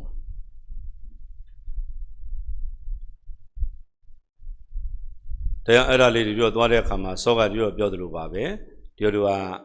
မာဂဏိယတုတ်ကိုပဲယူဟောဟောဘောဟိဒါတာကုမာရတုတ်ကိုပဲယူဟောဟောဗရာဏိယံကတုတ်ကိုပဲယူဟောဟောဟောတဲ့အခါမှာသူတို့တွေတိုက်တွန်းတရားနဲ့ဒီလိုတို့ကရှုွက်သဘောတရားများကိုဒီလိုတို့ပြီးတဲ့အခါမှာဒီဓမ္မအစဉ်လေးတွေဒါဒီလိုဒီနေ့ဝိဇ္ဇာနဲ့ပတ်သက်ပြီးဝိဇ္ဇာတဏနဘတန်းတွေကို29ရက်17လ1959ခုနှစ်အဝိဇ္ဇာမှဝိဇ္ဇာဖြစ်နည်းပါ28ရက်17လ1961အဝိဇ္ဇာသင်္ခါရတရားတော်ဆို18 17 1960မှာနောက်ဝိဇ္ဇာနဲ့တဏှာတရားတော်ဆိုတာသူကတိတ်ကတော့မတွေ့ရဘူးနောက်23 6 60မှာအဝိဇ္ဇာဥက္ကွန်ခွာပုံဒါဝိဇ္ဇာဥက္ကွန်ပေါ့ဒီလိုတို့မူလနဲ့ဘုရားတို့ဘာလို့ရှင်ဘုရားတို့တရားဓမ္မပြီးတဲ့အခါကျတော့ဒီလိုဒီဆရာတော်ဘုရားကြီးတွေတရားနာတဲ့အခါမှာလဲဆရာတော်ဘုရားကြီးကဒီအဝိဇ္ဇာဥက္ကွန်နဲ့ပတ်သက်ပြီးတော့ဒါလေးတွေဟောပြတာရှိတယ်အဲ့ဒီမှာဒီလိုတို့ဥမာပေးတာပေါ့ကျမကြီးကအလုတ်သုံးလုတ်ပုံတို့အဲ့ဒါဒီဥလေးကိုပေါက်လာဝဲတော့သူ့ရဲ့ကိုငွေ့လည်းသွားပေးရတယ်အပူငွေ့ကျက်တို့ရဲ့အနံ့လည်းပေးရတယ်အပူလည်းပေးရတယ်မှန်မှန်လေးဝစ်ပေးရတယ်ဆိုတာပေါ့နော်အဲ့ဒါနဲ့ပတ်သက်ပြီးတော့ယောဂီတို့ရဲ့အလုတ်သုံးလုတ်ပုံဆိုတာတရားဓမ္မနဲ့ပတ်သက်ပြီးတော့တို့တိုက်တွန်းပေးတဲ့အခါမှာဒီအဝိဇ္ဇာတိဟုသောအမှောင်တူတွေကနေခွဲထွက်တာခွဲထွက်တဲ့အခါမှာဒီတို့အများဆုံးကတော့မနေ့ကပြောခဲ့တဲ့အခါမှာအဝိဇ္ဇာနဲ့ပတ်သက်ပြီးတော့ဒီလိုတို့ပြောခဲ့တဲ့အခါမှာကကျတော့သစ္စာ၄ပါးစာရည်တီကိုမသိတာဒီအဝိဇ္ဇာဒါတော့အများဆုံးပြောခဲ့တဲ့ဓမ္မအစဉ်ပေါ့ဗျာနော်ဒီရတဲ့စဉ်ဒီလိုမနေ့ကဆက်လေးလာလိုက်တာကမသိလိုက်တာကိုသိပြီးသိလိုက်တာကိုမသိတာအဝိဇ္ဇာပဲမသိလိုက်တာကိုသိပြီးသိလိုက်တာကိုမသိတာအဝိဇ္ဇာအဲ့ဒါဒီလိုတို့တမ္မောဟဝိနောဒနီအထာဂရမှာလာတဲ့စကလုံးတွေကိုပဲဒီအဝိဇ္ဇာနဲ့ပတ်သက်ပြီးတော့အများကြီးဒီဆရာသမားတွေကတော်တော်များများဒါကိုယူဟောကြတာဗျာအဲ့တော့ဒီလိုတော့မနေ့ကမသိလိုက်တာကိုဒီဘက်ကမသိလိုက်တာကိုသိပြီးသိလိုက်တာကိုမသိတာဒီအဝိဇ္ဇာအဲ့ဒါလေးဒီလိုတို့ပြန်ပြီးတော့ဖတ်ကြည့်အောင်ဗျာအဲ့ဒါဒီလိုနံပါတ်1မှာကျတော့သစ္စာ၄ပါးစာရည်တီကိုမသိတာအဝိဇ္ဇာပါဠိလေးရွတ်ကြည့်အောင်ဗျာဒုက္ခေအညာဏဒုက္ခသမုဒယေအညာဏဒုက္ခនិရောဓေ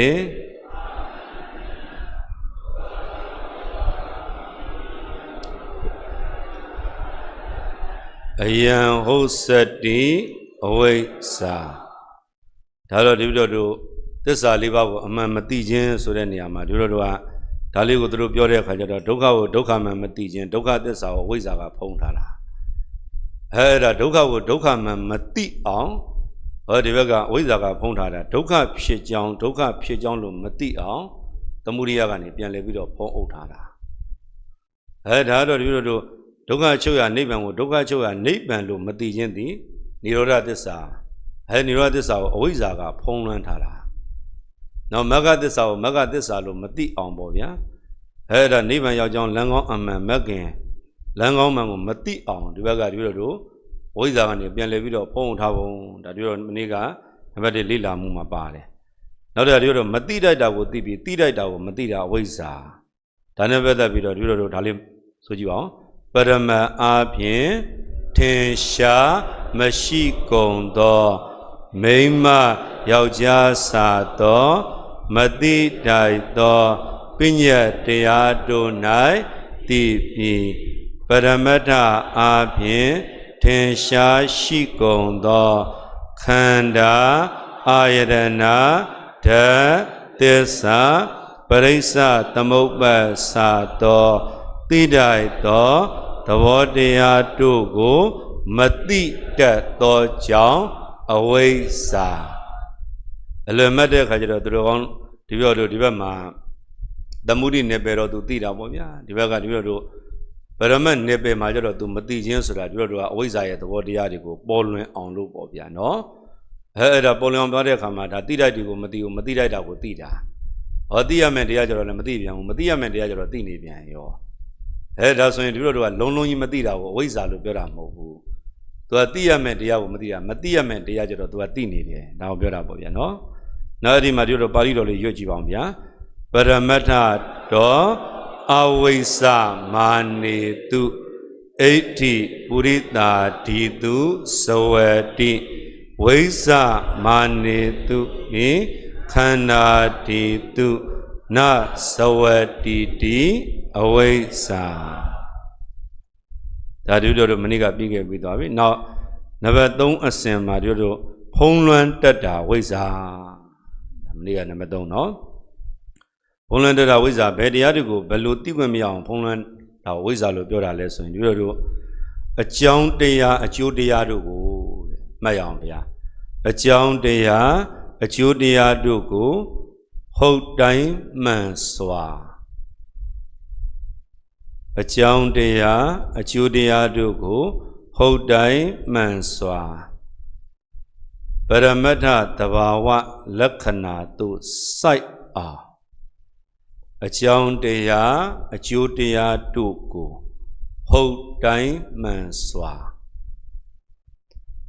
Paramata Tavawa Lakana to sight a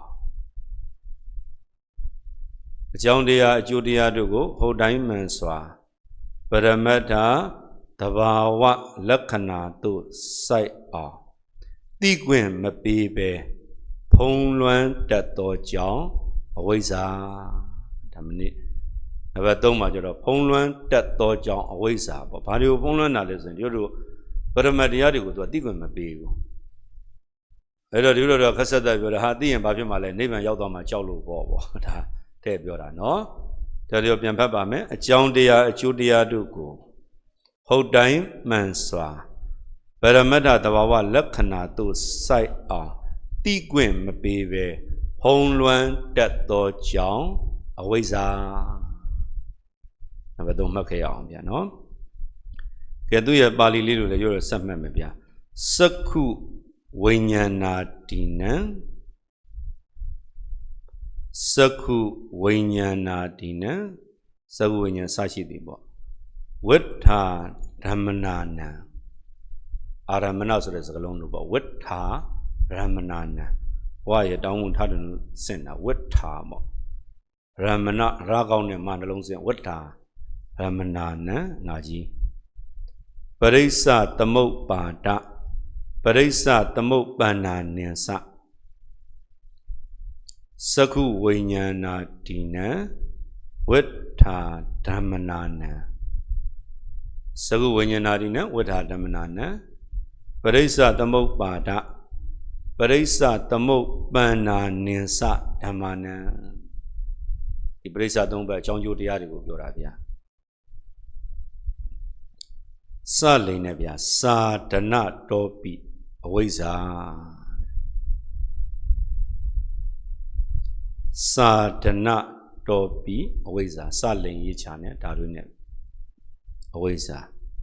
Talebe Divido, Tamoa, we know any attackada, Samena, they are Nase Kone, they are Tonze, dead when we love. Samena, they are Nase Kone, Samena, they are Tonze dead. Now, Badadiga, Dudia, Oga, Samena Nase Kubobia, Badadigaro, Talido, Dudo, Jedon, Biambido, Medekama, Meluya, Bobia.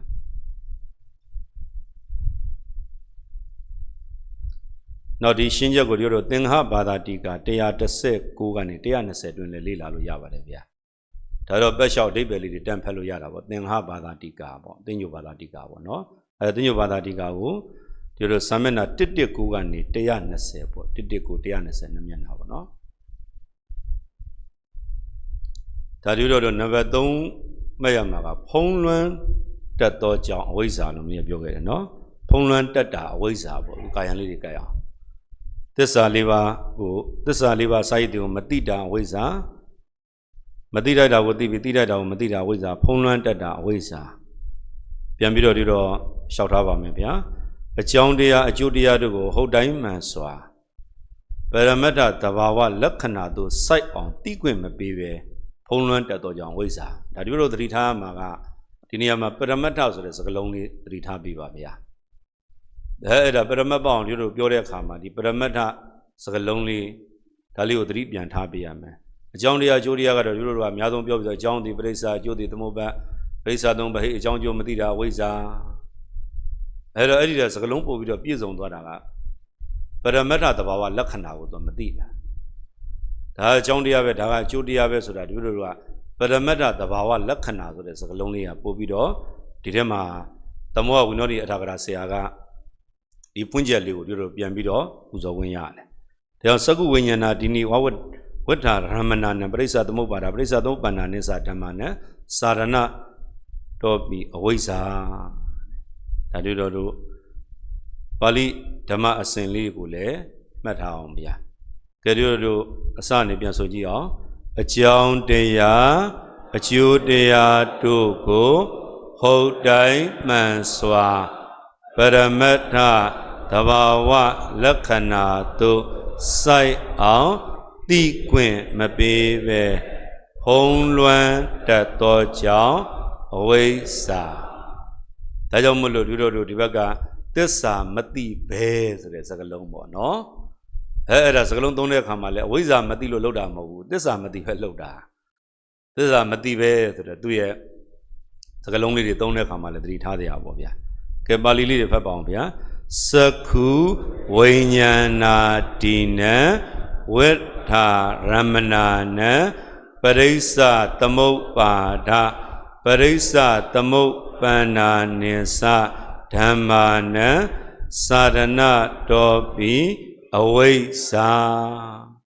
Tadudo, Tamoa, we know the Atakada, Samena Dea Nasekon Dea, Divaga Dudo. Dama Assembly go, Pabibabia, Dadu Adi Assembly, Pedekama, the Ascent, Dama Assembly Membia. Now do Padadiga Dudia, Samena Neseku, Notinga, Badadiga, Dea de Seku, Dea Neseru Maleve, Dalila Peshu Bibabia. I don't know, do never leave my jaw. Poloya Tana, Liva, Shiba, Amando, Mati on Poloan Data, Awesa, near Lija Biogadili, Poloya Tana. Liba Shibago, Amandabo Mati on Pongluan Pipin Dada Awesa. Tado do adi, now so a choke where Malaida Babia. Now don't show so that you do Dima Poloyatana, Liva Shibadra, Liva so that you do Toda Nibia. A Toda Ni up here, Thomas Swing, with Amadian, the Liva Obioda. Now a bit of man needs a ship bar of Yoravia. That you do nearly relay, the Demarkai Badoma Bobia. That you do a bit of man Nilo Swing, ဒီဘက်အမှန်တော့ဒီဘက်ကဒီလို10ပါးပြောရမယ်ဗျာတုတ်တန်နိယဆိုရင်တော့ဒီ4ပါးပဲပြောရမယ်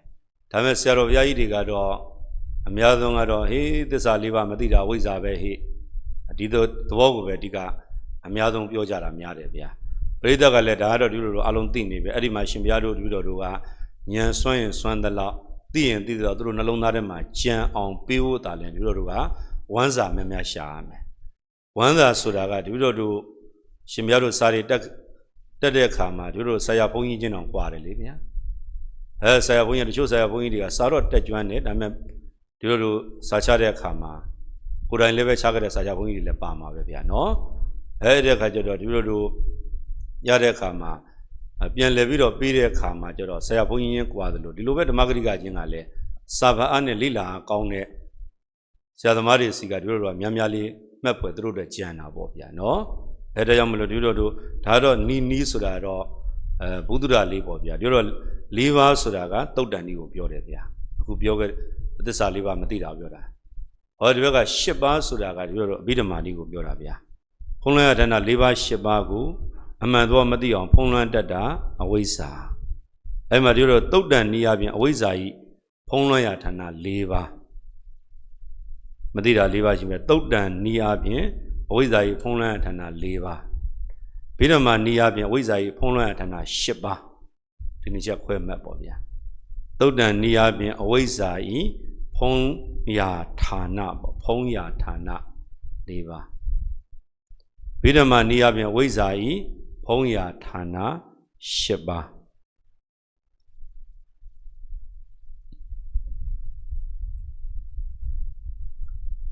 သုဒ္ဓန်နိယဖြင့်အဝိဇ္ဇာယီဖုံးရဌာနက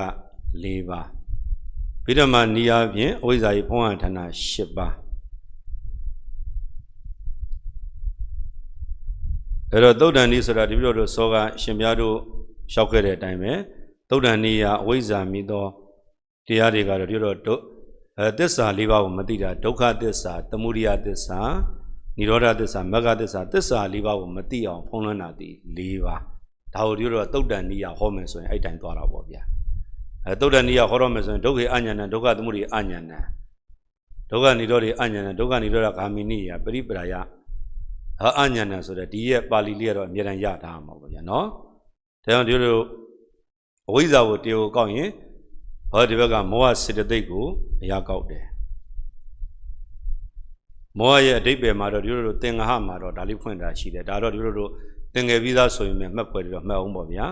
အာယုံအမှန်သဘောကိုဖုံးကွယ်ခြင်းသည်မောဟမီဒါဒီလိုအခြေပြုထဲမှာဆရာတော်ကြီးကဘာသာပြန်ပေးတာမာဂန္ဓဆရာတော်ကြီးကအခြေပြုသမဏ58မှာပေါ့ဗျာ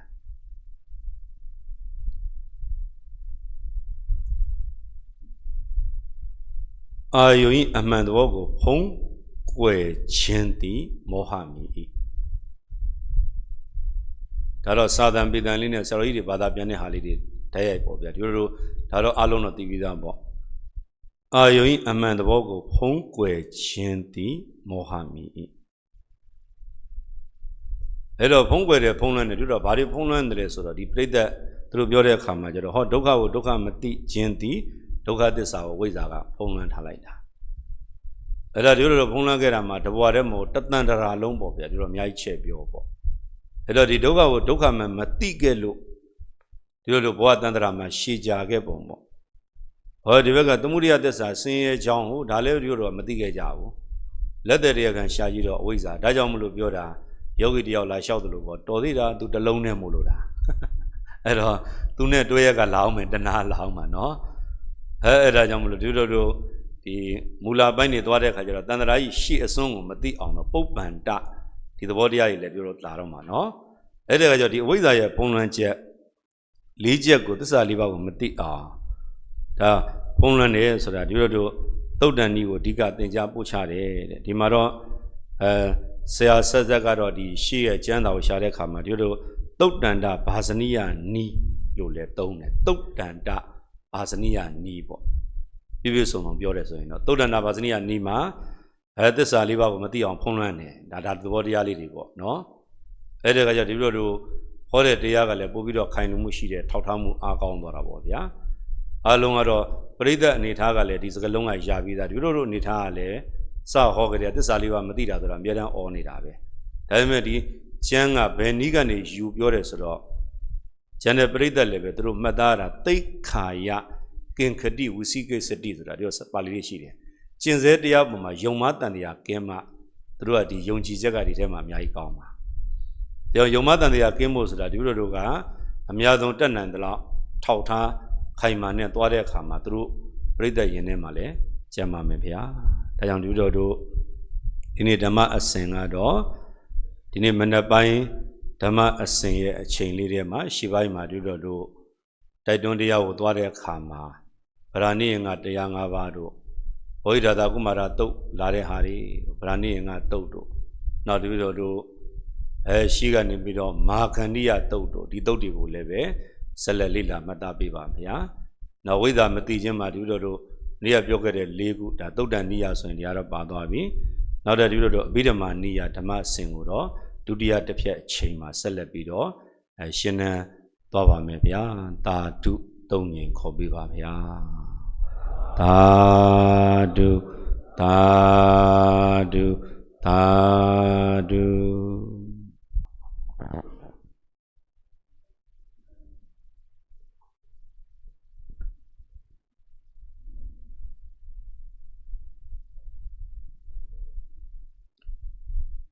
နမောတတသုံးညရွဆို၍ဒုတိယသင်ကြားရေးစီစဉ်စတင်လိုက်ကြပါအောင်လို့ဗျာ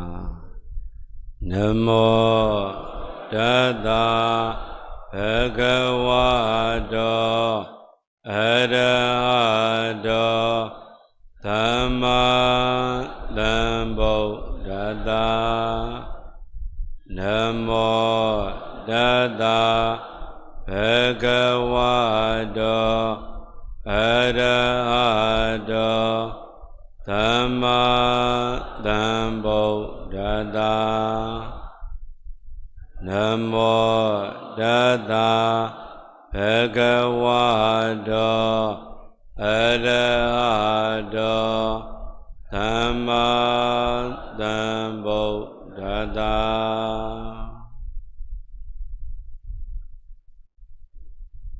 ရာဒီတို့ဝိဇ္ဇာနဲ့ပတ်သက်ပြီးတော့ဘုံလွှမ်းရာ၄ပါး၈ပါးဆိုပြီးတော့တရားဓမ္မအစဉ်မှာသွားတဲ့အခါကျတော့၄ပါးဆိုတာကတော့ဒီလိုကသစ္စာ၄ပါးအမှန်တရားကိုမသိတာပေါ့ဒါတို့ရှေ့ပိုင်းမှာပြောခဲ့တဲ့ဓမ္မအစဉ်ကကြတော့ဒီဆရာတော်နှုတ်ထုတ်ထားတဲ့ဓမ္မအစဉ်ကဖြစ်နိုင်တဲ့အရာအလုံးကိုရွေးထုတ်တဲ့အခါကျတော့တို့ရှေ့ပိုင်းပြောခဲ့တဲ့သစ္စာ၄ပါးအစာရည်တွေကိုမသိတာအဝိဇ္ဇာတို့နောက်မသိလိုက်တာကိုသိပြီးသိလိုက်တာကိုမသိတာအဝိဇ္ဇာတို့နောက်ဖုံးလွှမ်းတတ်တာအဝိဇ္ဇာပေါ့ဖုံးလွှမ်းတတ်တာအဝိဇ္ဇာဒါနဲ့ပတ်သက်ပြီးနောက်ဖုံးလွှမ်းရတနာ၄ပါး၈ပါးအမှန်ကိုမသိအောင်ဖုံးလွှမ်းတာအဝိဇ္ဇာ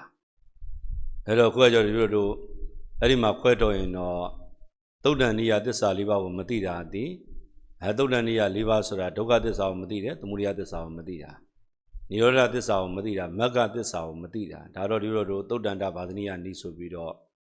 ဆရာအတိတိကတော့ဒီနီးနဲ့ပဲအများဆုံးဟောပေးတာများပါတယ်ဗျာနောက်ဒီလိုတို့ဘုသူဒ္ဓအနေနဲ့အစဉ်တက်ချက်ကြည့်မယ်ဆိုရင်တော့ဗိဓမာနီးပေါ့ဗိဓမာနီးကတော့ဒီ၈ပါးပေါ့၈ပါးဆိုတဲ့နေရာမှာဒီလိုရှစ်၄ပါးကတော့တူသွားပြီရှစ်၄ပါးဆိုတာဒုက္ခသစ္စာကိုမသိအောင်ဖုံးလွှမ်းတယ်သမုဒယသစ္စာကိုမသိအောင်ဖုံးလွှမ်းတယ်နိရောဓသစ္စာကိုမသိအောင်ဖုံးလွှမ်းတယ်မဂ္ဂသစ္စာကိုမသိအောင်ဖုံးလွှမ်းတာဒါရှစ်၄ပါးကတော့တူသွားပြီဗျာနော်အဲ့ဒါနောက်၄ပါးကျတော့ဒီလိုအဲ့ဒီမှာဗာလေးဆိုတာလဲဆိုတဲ့အခါကျတော့သူကသုဒ္ဓနာဘာဇနိယနိဆိုပြီးဒီလိုအဲ့ဒါလည်းပဲသမောဝိနောဒိနိအထာကထာမှာပဲပါတယ်ဗျာသမောဝိနောဒိအထာကထာမှာဒီလိုတို့ဆိုလိုရင်းလေးကပုဗ္ဗန္တေတိအတီတောအတ္တာအတီတာနိခန္ဓာဓာတုအာယနာနိဆိုပြီးတော့အဲ့ဒီပါဠိလေးအရင်ရေးကြည့်အောင်နော်ဒီလိုပုဗ္ဗန္တေတိပုဗ္ဗအန္တပေါ့ပုဗ္ဗန္တေတိအတီတောပုဗ္ဗန္တေတိအတီတောအတ္တာအတီတာနိခန္ဓာဓာတုအာယတနာနိပထမပိုက်လေး အဲ့ဒါသမ္မောဝိနောဒိနိအတ္တကတာဒီလိုတို့စာမျက်နှာ130မှာပါတယ်လို့သိညိုဘာသာတိကအခြေအပြင်ဖတ်မယ်ဆိုရင်639ခွန်ပေါ့ဗျာသိညိုဘာသာတိကဒီလိုဒီပရိစ္ဆသုံးပတ်နဲ့ဒါတွေကတော့ဘာသာတိကတွေလက်လွတ်လို့မရဘူးပေါ့ဗျာနော်သိညိုဘာသာတိက639ခွန်မှာပါပါတယ်ဒီပါဠိလေးကအခြေချဲ့ထားတာလေးပေါ့သမ္မောဝိနောဒိနိအတ္တကတာ131ပုဗ္ဗံတေတိအတ္တိတောအတ္ထာအတ္တိတာနိခန္ဓာဓာတုအာယတနာနိ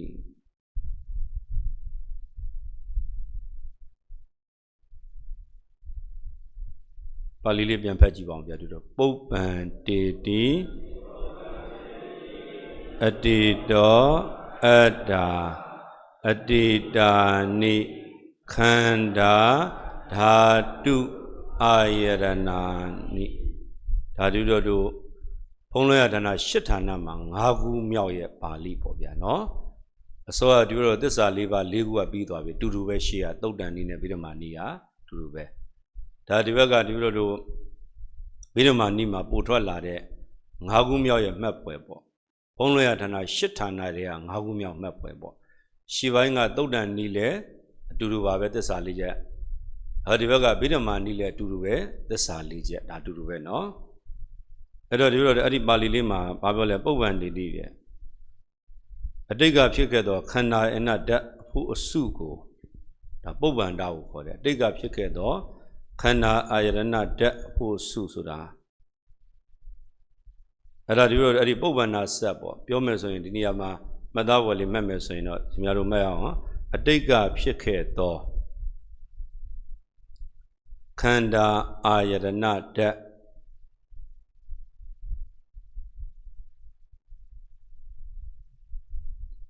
ခန္ဓာအာယတနာဓာတ်အဖို့အစုကိုပုဗ္ဗန္တဟုခေါ်သည်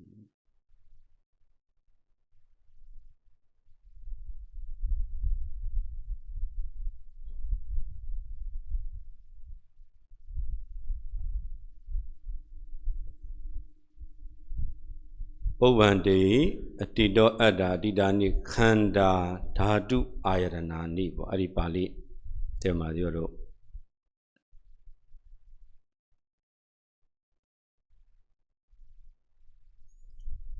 ဒါဒီလိုတန်တရာရှေ့ပိုင်းလို့လည်းခေါ်တာပေါ့ပုဗ္ဗန္တအတိတ်ကဖြစ်ခဲ့တဲ့ဟာတွေကိုပြောပြပါနော်အဲ့တော့ဒီလိုအတိတ်ကဖြစ်ခဲ့သောခန္ဓာယနာဓာတ်ဖို့စုကိုမတိခြင်းသည်မတိအောင်ဖုံးလွှမ်းထားတာအဝိဇ္ဇာအတိတ်ကဖြစ်ခဲ့သောအဲ့ဒါကိုစာလို့ပြီးလို့သုံးရင်တော့ပုဗ္ဗန္တဆက်လို့ခေါ်တာပုဗ္ဗအန္တပေါ့ပုဗ္ဗန္တဆိုတာကအတိတ်ကဖြစ်ခဲ့သောခန္ဓာတွေအာယတနာတွေတက်တယ်ဒီလိုအတိတ်ကဘာတွေဖြစ်ခဲ့တယ်ဓမ္မစင်နဲ့သွားတဲ့အခါကျတော့ခန္ဓာတွေရခဲ့တယ်ခန္ဓာလည်းမသိခဲ့ဘူးအတိတ်ကဘာတွေလဲအာယတနာဒီအာယတနာဓမ္မတွေလည်းမသိခဲ့ဘူးဒါကိုပဲဒီအထာဂရဆရာကဒါလေးကိုပုဗ္ဗန္တဆက်ဆိုတဲ့စကားလုံးလေးနဲ့သုံးတယ်ဗျာပုဗ္ဗန္တဆက်ဆိုတာကတန်တရာဤရှေ့ပိုင်းခန္ဓာရဲ့ဓာတ်တို့ဤအပေါင်းစုကိုပုဗ္ဗန္တဆက်လို့ခေါ်တယ်စာပေတိုင်းဓာတ်ရဲ့ပြန်တာကိုတော့ဒီလိုတို့ကအတိတ်ကဖြစ်ခဲ့သောခန္ဓာရဲ့ဓာတ်အဖို့စုကိုပုဗ္ဗန္တကိုခေါ်သည်နောက်စကားလုံးလေးကပုဗ္ဗန္တဆက်လို့လည်းစကားလုံးသုံးတာပေါ့ဗျာပုဗ္ဗန္တဆက်ဆိုတာကတော့ဒီပရိစ္ဆသုံးပတ်ဓမ္မစင်သုံးတဲ့ခါမှာဆရာသမားတွေကပုဗ္ဗန္တဆက်ဘာလဲဆိုတော့တန်တရာဤရှေ့အပိုင်း6ကိုမသိခဲ့ဘူးဘယ်သူဖုံးလဲဝိဇ္ဇာကဖုံးခဲ့တာအဲဒီတော့အတိတ်တုန်းကလည်းခန္ဓာတွေရခဲ့တဲ့အာယနာတွေရခဲ့တဲ့ဓာတ်တွေဖြစ်ခဲ့တယ်ဒီဖြစ်ပုံဖြစ်နည်းသဘောတရားတွေကိုပြန်လည်ပြီးတော့ကြည့်အောင်မသိအောင်တို့ကအဝိဇ္ဇာရဲ့ပုံမှုခံခဲ့ရတာဒါကြောင့်ဒီနေရာမှာရှင်းတဲ့အခါကျတော့ဒါလွယ်လွယ်လေးဆိုရင်တော့ဆရာတော်ဘုရားတွေကထက်တဲ့ဟောတဲ့အခါကျတော့အဲ့ဒါတန်တရာကြီးရှေ့အပိုင်းကိုမသိတာဒါတော့ပဲပြောတာများတယ်နော်အဲ့ဒါကိုပုဗ္ဗန္တဆက်လို့သုံးတယ်ပုဗ္ဗအန္တပေါ့ပုဗ္ဗရှေ့ပေါ့တန်တရာကြီးရှေ့ပိုင်းကိုမသိတာဆိုတဲ့စကားလုံးနဲ့သုံးတယ်ဒါကြောင့်မလို့အတိတ်ကဖြစ်ခဲ့သောခန္ဓာအာယနာဓာတ်အဖို့စုကိုပုဗ္ဗန္တဆက်ဟုခေါ်သည်သူတိပဲကနော်နောက်တော့ဒီလိုတို့ဒုတိယပါဠိလေးထပ်ပြီးတော့မှတ်အောင်ဗျာအပရံတေတိအနာဂတောအတ္တာအပရံတေတိအပရပေါ့အပရံတေတိအနာဂတောအတ္တာအနာဂတာနိခန္ဓာဓာတုအာယတနာနိအပရံတေတိ အနာဂတောအတ္တာအနာဂတာနိခန္ဓာဓာတုအာယတနာနိနောက်ပါဠိအတူတူပါပဲဗျဒီလိုဒါတော့အနာဂတ်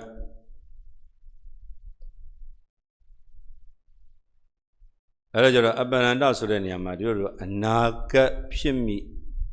ခန္ဓာစသောအဖို့စုကိုအပ္ပရန္တကိုခေါ်သည်အပ္ပရန္တရဲ့အဓိပ္ပာယ်လေးလည်းသူပဲမှတ်ပါဗျာအနာဂတ်ဖြစ်မိခန္ဓာစသောအဖို့စုကိုအပ္ပရန္တကိုခေါ်သည်ဒါလည်းပဲဒီလိုတို့သမဝဝိနောဒနီအထာကထာသမဏ131မှာပဲရှိပါတယ်ဗျာ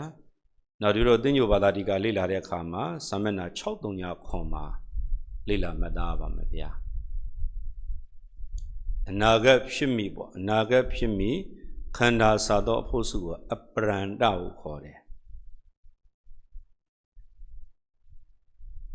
အပ္ပရန္တဆက်လို့လည်းသုံးတယ်ဗျာအပ္ပရန္တဆက်ပေါ့ဒါတန္တရာနောက်ပိုင်းလို့လည်းသုံးတာပေါ့ဗျာအနာဂတ်တန္တရာနောက်ပိုင်းခန္ဓာအနတ္တတို့အပေါင်းစုသည်အပ္ပရန္တဆက်မိသည်ဒီတိုင်းလည်းပဲအတိပ္ပယ်လေးတွေကတော့ဖွင့်ဆိုထားတယ်ဗျာအပ္ပရန္တဒါကြောင့်ပုဗ္ဗန္တဆက်တို့အပ္ပရန္တဆက်တို့ဒါကြတော့မူလပိုင်းခြားကြတော့ဒါလေးနားလည်သွားရင်မူလအပိုင်းခွဲတဲ့အခါမှာဒါလေးတွေလည်းပါသွားမယ်ဗျာအပ္ပရန္တိအနာဂတောအတ္တအနာဂတာနိခန္ဓာဓာတုအာယတနာနိအနာဂတ်ဖြစ်မိခန္ဓာစသောအဖို့စုကိုအပ္ပရန္တကိုခေါ်သည်သူရဲ့အဓိပ္ပာယ်လေးပါမယ်နော်အပ္ပရအန္တလို့သူကပုတ်ဖြတ်ထားတာဟောကြတော့ပုဗ္ဗအန္တပေါ့ကြတော့အဲ့ပါဠိလေးရွတ်ကြည့်ပါအောင်ဗျာအပ္ပရန္တေတိအနာဂတောအတ္ထာအနာဂတာနိခန္ဓာဓာတုအာယတနာအနာဂတ်ဖြစ်မိခန္ဓာစသောအဖို့စုကိုအပ္ပရန္တဟုခေါ်၏ဒါသူရဲ့နာဂတ်ဖြစ်မိခန္ဓာတို့အာယနာတို့ဓာတ်တို့ဒါကြောင့်ဒီလိုတို့ဆရာတော်ဘုရားကြီးရဲ့တရားစင်ထဲမှာဒီလိုတို့ထူးထူးခြားခြားမှတ်သားလွယ်ပေါ့ဆရာတော်ဘုရားကြီးကတော့အမြန်သိအောင်ဓမ္မအစဉ်ကိုသိအောင်ဓမ္မပေးတဲ့အခါမှာဒါဆရာကြီးလွန်ခဲ့တဲ့နှစ်ပေါင်း90ကျော်ကဟောခဲ့ပြီမယ်ဆရာကြီးကပရိသတ်ကိုအမြန်ဆုံးပေါ့ဒီလိုတို့အဲ့ဒီနီးပြောတယ်ဆိုရင်ယုဂနတ္တနီးလို့လည်းစာပေမှာဆရာတော်ကြီးကသုံးကြတယ်အဲ့ဒါဒီသမထဝိပဿနာတွဲပြီးတော့တို့သွားတဲ့အခါမှာဆရာကြီးကဒီခန္ဓာတို့အာယနာတို့ဓာတ်တို့ဒီရှုွက်တဲ့ဓမ္မကိုဘယ်လိုရှုရမလဲဆိုတဲ့ဓမ္မအစဉ်ကိုမြန်မြန်ဆန်ဆန်ပြပေးသွားတယ်အဲ့တော့ဒီလိုတို့အနေနဲ့အသင်တန်းပြန်ပြီးတော့မှတို့ကခန္ဓာအကြောင်းကိုတို့တော့မဖြစ်မနေယုံ nant ကွဲနေရမယ်ပညာပရမတ်ကွဲနေရမယ်သမထဝိပဿနာတွေကွဲနေရမယ်အကြောင်းကျိုးတွေကွဲနေရမယ်ဒါခန္ဓာ၅ပါးနဲ့ပတ်သက်ပြီးတော့တို့ကလေ့လာတဲ့အခါမှာခန္ဓာ၅ပါးပြောလိုက်တာနဲ့ယုံ nant ခွဲပုံခန္ဓာ၅ပါးပြောလိုက်တာနဲ့တို့ကပညာပရမတ်ခွဲပုံခန္ဓာ၅ပါးပြောလိုက်တာနဲ့သမထဝိပဿနာခွဲပုံဒါတို့ကမူသေးကိုမဖြစ်မနေဒီလိုသင်တန်းပေးမဲ့ဆရာသမားတွေကဒါကိုကြည်ညက်အောင်တို့ရတာပေါ့ဗျာနော်ကြောင့်ဒီခုလည်းပဲဒီအဝိဇ္ဇာဖုံးလွှမ်းတာကဟောဒီခန္ဓာကြောင်းကိုမသိအောင်ခန္ဓာကြောင်းကိုမသိအောင်ဟောနောက်တို့ကအာယတနာလည်းဒီတိုင်းပဲတို့ယုံ nant ကွဲရမယ်ပညာပရမတ်ကွဲရမယ်သမထဝိပဿနာတွေကွဲရမယ်အကြောင်းအကျိုးတွေကွဲရမယ်ဒါလေးတွေကဒီလိုတို့သင်တန်းပေးမဲ့ဆရာသမားတွေကရှေ့ကကွဲထားတဲ့အခါကျတော့တို့ယောဂီပေးတဲ့အခါမှာဒီဓမ္မအစဉ်လေးတွေကသူတို့လည်းမှတ်ရလွယ်ရတာပေါ့ဗျာနော်အဲအကြောင်းတို့ဓာတ်သက်၈ပါးအပိုင်းလေဒီတိုင်းပဲဓာတ်သက်၈ပါးတော့ကြောင့်ပြိသက်တွေ့တော့စုခိုင်းလိုက်အဲ့ဒီမှာယုံ nant ခွဲလိုက်အဲ့ဒီကပညာပရမတ်ခွဲပုံသမထဝိပဿနာခွဲပုံအကြောင်းအကျိုးခွဲပုံဒါရှုွက်ဓမ္မကိုတို့ကတင်တဲ့အခါကျတော့ဒါလေးတွေကရေးကြည့်သွားတယ်ခုလည်းပဲတို့ဒီမှာပုဗ္ဗန္တဆက်တို့အပ္ပန္တဆက်တို့ပါတဲ့အခါမှာသမဝဝိနောဒိအထာကထာကဒီအဝိဇ္ဇာရဲ့ဖုံးလွှမ်းပုံမှာတော့ဒါလေးတွေပြန်ထုတ်ပေးထားတာတပည့်တော်တို့ဒီပင်လင်အလုံးလောကသားတွေကတပည့်တော်တို့ခန္ဓာအကြောင်းကိုမသိခဲ့ကြဘူးအာယနာအကြောင်းကိုမသိခဲ့ကြဘူးဓာတ်အကြောင်းကိုတပည့်တော်တို့မသိခဲ့ကြဘူးအဲ့ဒါသိတဲ့အခါမှာလည်းတပည့်တော်တို့နှစ်ဆင့်ပေါ့ဗျာတင်ညာတိနဲ့ပညာတိပေါ့တင်ညာတိဆိုတာတပည့်တော်တို့လည်းပြများတို့ဒါတပည့်တော်တို့ဆောင်ရွက်ဖြစ်တဲ့အခါမှာသိခဲ့တယ်ဒါမှတ်သားတော့ဒီလိုကျေးဇူးတော်ရှင်မင်းမဆရာတော်ဘုရားကြီးအဲ့ဆကတုံးမှာဗာပြောလဲဆိုတော့ဒါတို့တင်ညာတိကွာတဲ့ဝိညာဏတရိတာတွေပါပဲတဲ့ဆရာကြီးကပြောမယ်ဆိုရင် ဝိညာဉ်စိတ်လေးကထူးပြီးတော့ဒီဘက်ကသိတဲ့ဟာလေးပါပဲတဲ့အဲ့တော့ပညာသိနဲ့သိအောင်ကြိုးစားကြဟိဆိုဆရာတော်ကြီးဘုရားကြီးတွေကိုယ်တိုင်ကလိုလေးတိုက်တွန်းတယ်အဲ့တော့တင်ညာသိမှပညာသိတို့ဆရာကြီးကဘာပြောလဲဆိုတော့တို့ပိဋကတ်သုံးပုံတက်ကျွမ်းတယ်ဆိုပြီးတော့ကွာတဲ့မင်းတို့စာရီအများကြီးသိတယ်သိပါမလို့နဲ့တို့ကဝိညာဏသရိတာပုဂ္ဂိုလ်တွေဟေ့တယ်အဲ့ဒါတို့ဝိညာဉ်ရဲ့သဘောတရားတွေကဒီမှတ်သားဖို့အတွက်အကြောင်းထောက်ပံ့ကလည်းပါခဲ့တယ်ဒီမှာလည်းမှတ်သားတော့အဲ့ဒါတင်ညာသိနဲ့ဝိညာဉ်သိအခန်းမှာဆရာကြီးကဒါလေးကိုရှင်းထားတာဒီလိုခန္ဓာ၅ပါးပေါ်ဆက်ကတုတ်လေးအဲ့ဒါနားတဲ့ခါမှာဒါလေးတွေတွေ့ရမယ်နောက်ဒီလိုခန္ဓာ၅ပါးကြောင့်ရှင်းတဲ့ခါကျတော့ဒီမူရင်းမပြတ်ဆိုတာကတော့ဒီလိုကမင်းဝန်ဆရာတော်ဘုရားကြီးတို့လည်းရှေ့ကမူကိုအားကိုးခဲ့တဲ့ခါကျတော့လေဒီဆရာတော်ဘုရားကြီးရဲ့ဒီဆောင်ဖို့လင်္ကာတွေကိုပဲဆရာကြီးကအများဆုံးထည့်တယ်ပြောတယ်။အာယနာရှင်းတယ်ဆိုရင်လေဒီဆရာတော်ဘုရားကြီးကဒါလေးဒီလိုဆက်ခဲ့တယ်ဟိလေဒီဆရာတော်ဘုရားကြီးကဓာတ်18ပါလို့ပြောခဲ့တယ်ဟိအဲ့တော့လေဒီပေါ့နော်ဒါဒီလိုတို့ကအတူအချင်းကတော့နည်းနည်းယူထားမှာဒါဝေဒနာခန်းတွေရှင်းတဲ့ခန်းဆိုရင်ပြောလို့တာမန်ဒီကျမ်းစာထဲမှာလိုက်ကြည့်တာနဲ့ဆိုင်ရင်လေဒီဆရာတော်ကြီးကတော့အဓိကပေးထားတာပါအဲ့ပိုင်းလေးတွေပေါ့နော်ဒါကြောင့်ခုလည်းပဲဒီတော့တို့သမဝဝိနောနိအထာကရာရဲ့အစုံမိန်ရာပြောတဲ့ခါကျတော့သူကအပ္ပန္တိအနာဂတောအတ္တအနာဂတာနိခန္ဓာဓာတုအာယနာနိဆိုပြီးတော့သူကပေးတဲ့အခါမှာကျတော့ဒီခန္ဓာအာယနာဓာတုကိုအဲ့ဒါရှေ့ပိုင်းမှာအနာဂတ်ပြည့်သောခန္ဓာဓာတ်ဖို့ဆိုအပ္ပန္တကိုခေါ်သည်ဒါတွေကိုလည်းဒီလိုတို့ကအတိတ်ကလည်းမသိခဲ့ဘူးအနာဂတ်မှာလည်း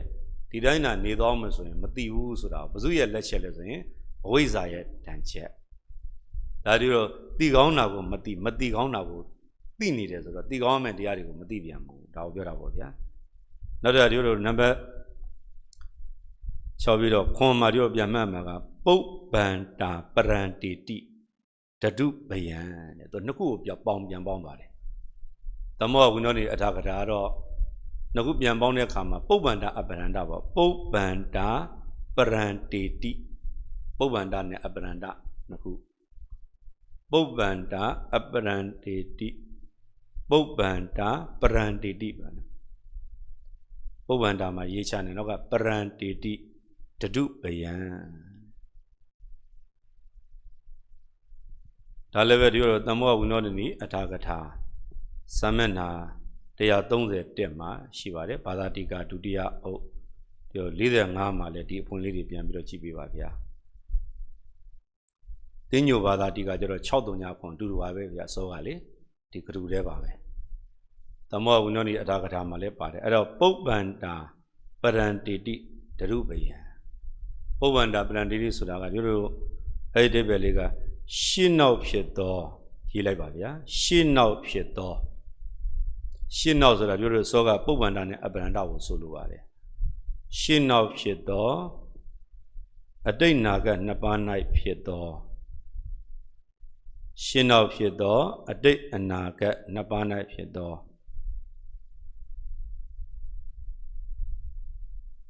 ခန္ဓာစသောအဖို့စုကိုပုပ္ပန္တာပရန္တကိုခေါ်သည်သူရဲ့ခေါ်ပုံလေးတွေမှတ်ပြီးတော့ဒီတော့နောက်ကဖုံးလွှမ်းပုံပြန်ရေးမယ်ဗျာနော်ရှင်းနောက်ဖြစ်သောအတိတ်အနာဂတ်နှစ်ပါး၌ဖြစ်သောခန္ဓာစသောအဖို့စုကိုပုပ္ပန္တာပရန္တကိုခေါ်သည်ရှင်းတုန်းကလည်းမသိခဲ့ဘူးနောက်လည်းသိမလားမေးရင်သစ္စာမသိရင်တော့ဒီလမ်းစဉ်တိုင်းသွားမှာပေါ့ရှင်းနောက်ဖြစ်သောအတိတ်အနာဂတ်နှစ်ပါး၌ဖြစ်သောခန္ဓာစသောအဖို့စုကိုပုပ္ပန္တာပရန္တဟုခေါ်သည်နောက်ဒီလိုတို့အစောကနံပါတ်5 6ခွန်အဲ့ဒါလေးပြန်ပေါင်းကြည့်အောင်အဝိဇ္ဇာတိစက်ရေးပါဗျာထိုပုပ္ပန္တာအပရံပုပ္ပန္တာထိုပုပ္ပန္တာအပရန္တပုပ္ပန္တာဆိုတာအစောကဒီလိုတို့ပထမဆုံးပေးတဲ့စာပိုင်းအပရန္တနောက်ပေးတဲ့စာပိုင်းနောက်ပုပ္ပန္တာအပရန္တတရားတို့၏အမှန်သဘောကိုကောင်းစွာမသိအောင်ဖုံးကွယ်တတ်ပါသည်အဝိဇ္ဇာတိထိုပုပ္ပန္တာအပရန္တပုပ္ပန္တာပရန္တတရားတို့၏အမှန်သဘောကိုကောင်းစွာမသိအောင်ဖုံးကွယ်တတ်ပါသည် 5မှာရေးခဲ့တဲ့ပုဗ္ဗန္တ6မှာမှတ်ခဲ့တဲ့အပရန္တအဲ့ဒါ9မှာပုဗ္ဗန္တအပရန္တအဲ့ဒီ3ကိုတို့ပြန်ပေါင်းပြီးတော့အဝိဇ္ဇာရဲ့ဖုံးလွှမ်းပုံဆိုတာအဓိပ္ပာယ်လေးနောက်ကချုပ်ပေးထားတာဗျာအဝိဇ္ဇာတိထိုပုဗ္ဗန္တထိုရှိကပြီးခဲ့တဲ့ထိုပုဗ္ဗန္တအပရန္တပုဗ္ဗန္တပရန္တတရားတို့၏အမှန်သဘောကိုကောင်းစွာမသိအောင်ဖုံးကွယ်တတ်ပါသည်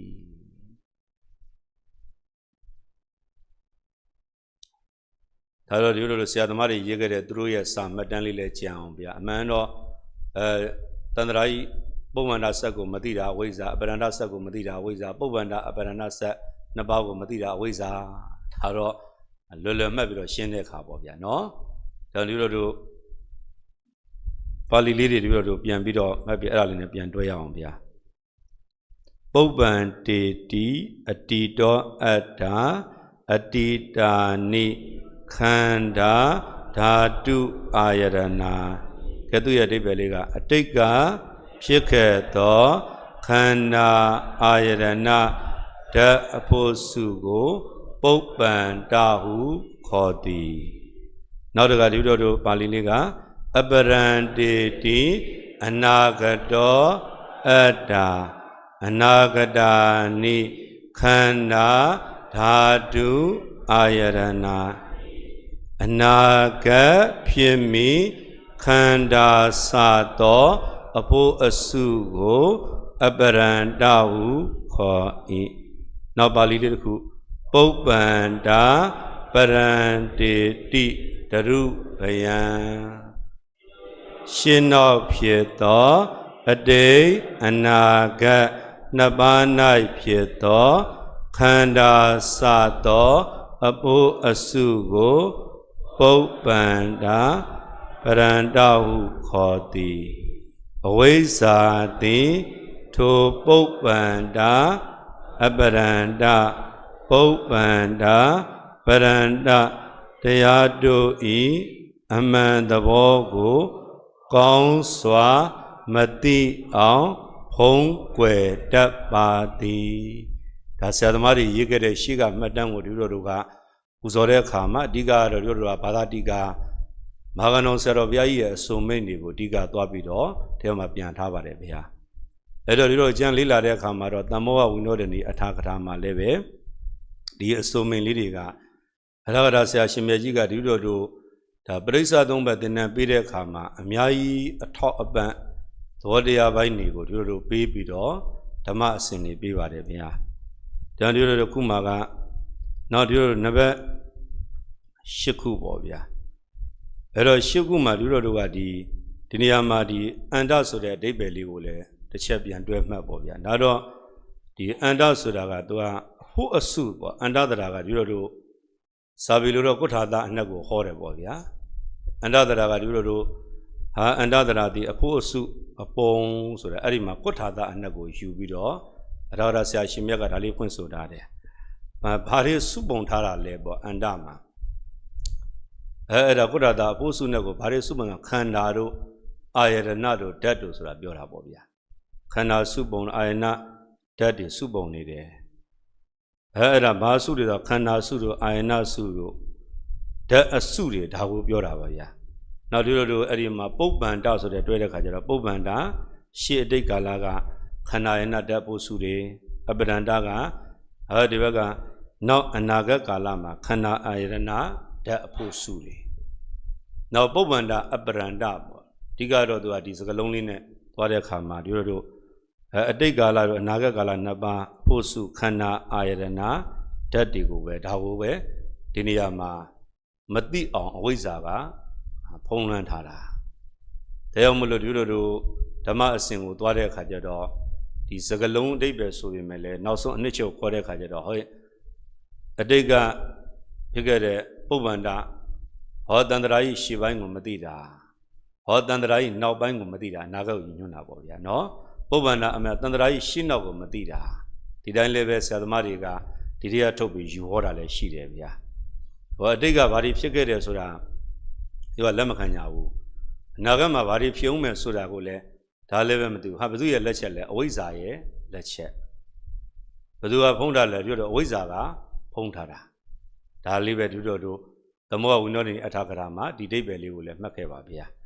နောက်တို့ဒီလိုတို့အဲ့ဒီမှာနံပါတ်8ပေါ့ဗျာနံပါတ်8မှာကျတော့ဒီပရိစ္ဆသမုပ္ပါတရားတို့ရဲ့အမှန်သဘောကိုမသိအောင်ဖုံးကွယ်ပိတ်ပင်တတ်သောကြောင့်အဝိဇ္ဇာဒါဖုံးပင်တတ်ပါသည်ဒါမှတ်အောင်နော်ပရိစ္ဆသမုပ္ပါတရားတို့ဤရေးအောင်ဗျာ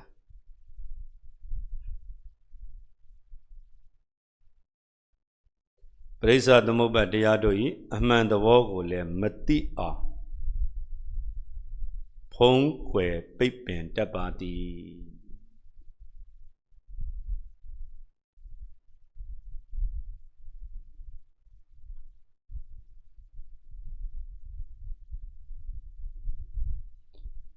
ပရိစ္ဆသုံးဘက်တရားတို့ဤအမှန်သဘောကိုလည်းမသိအောင်ဖုံးကွယ်ပိတ်ပင်တတ်ပါသည်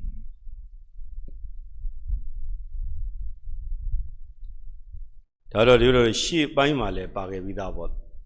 ပရိစ္ဆသုံးဘက်မသိတာဆိုတာဖြစ်ကြောင်းဖြစ်ကျိုးကိုမသိတာဆိုတာဒီသဘောတရားကိုဒါဒီလိုရှစ်ခုမှာဒီဘက်ကဗိဓမာနီဖုံးကွယ်ခြင်းရှစ်ဌာနမှာဒါလေးပြန်ပြီးတော့မှတ်မယ်ဗျာရှစ်ဌာနကရှေ့ပိုင်းသစ္စာလေးချက်ကိုမသိတာကသုတ်တန်ဒီဗိဓမာနီကအတူတူပဲဗျာ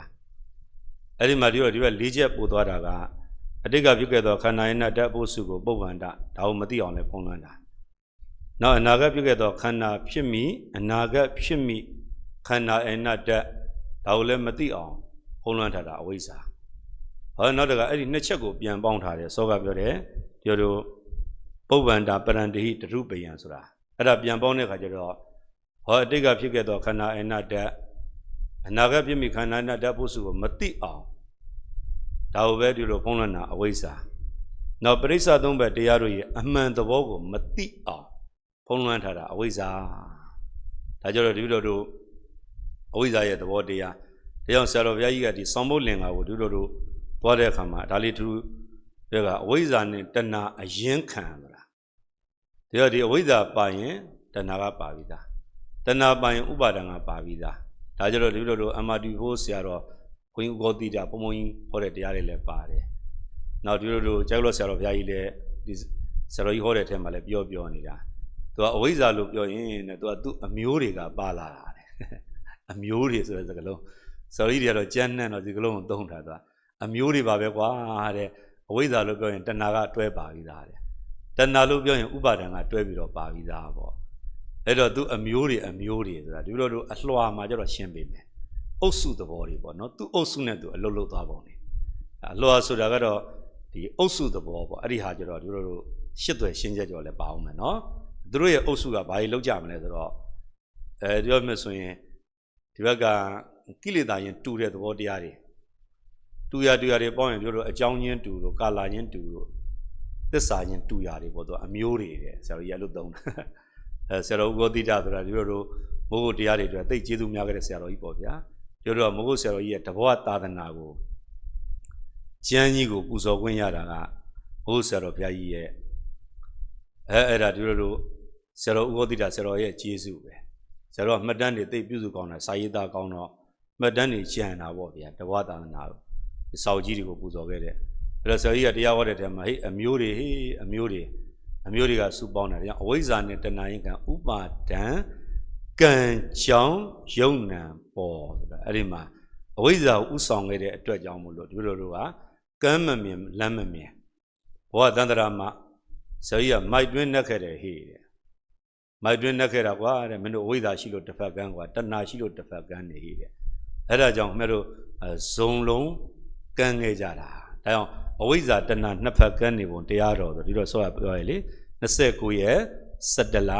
1959ဒီတော့အဝိဇ္ဇာကြောင့်သွားမှာဆိုတော့ဒီရဲ့ဆရာတော်ဘုရားကြီးရဲ့ဟောစဉ်တွေကဓမ္မအစဉ်ကိုလည်းတို့တော့ပြန်ယူတာပေါ့ဗျာနော်ပြန်ယူပြီးတော့သွားတာအဲ့တော့ဝိဇ္ဇာဖုံးလွှမ်းခြင်းမှာတို့နောက်ဆုံးရှင်းချက်ကတော့ပရိစ္ဆသုံးဘက်တရားတွေအမှန်သဘောကိုမသိအောင်ဖုံးလွှမ်းတယ်ဖုံးလွှမ်းတဲ့အခါမှာတို့အဲ့ဒီမှာအခြေပြုသင်္ဃဆရာဒီသိညိုဘာသာတိကာမှာလည်းပါပါတယ်ဗျာအဲ့တော့အဲ့ဒီမှာ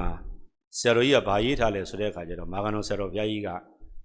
မတိတိုင်းအဝိဇ္ဇာမဟုတ်ဆိုပြီးတော့ဒါကိုပြန်ရှင်းထားတယ်ဒါပြောနေကြစကလုံးမှာပဲစကလုံးကတော့ စာပို့ပြီးတော့ခိုင်အောင်ဒါလေးဒီလိုမှတ်အောင်ဗျာ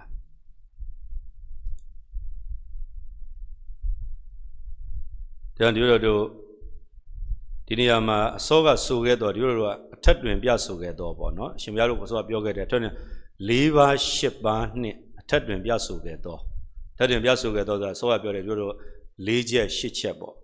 အထက်တွင်ပြဆိုခဲ့တော့၄ပါး၈ပါးနဲ့ဆက်ဆံရာကိုမတိခြင်းကိုသာအဝိဇ္ဇာကိုခေါ်သည်ညီမတို့ပေါ်လာပြီနော်အထက်တွင်ပြဆိုခဲ့တော့အထက်တွင်ပြဆိုခဲ့တော့ဆိုတာဒီလိုတို့အစောက၄ပါးတို့၈ပါးတို့တုတ်တန်နိပိဓမာနိဒီနှစ်ချက်ကိုပြန်မှတ်ပါဗျာအဲ့၄ပါးနဲ့၄ပါး၈ပါးနဲ့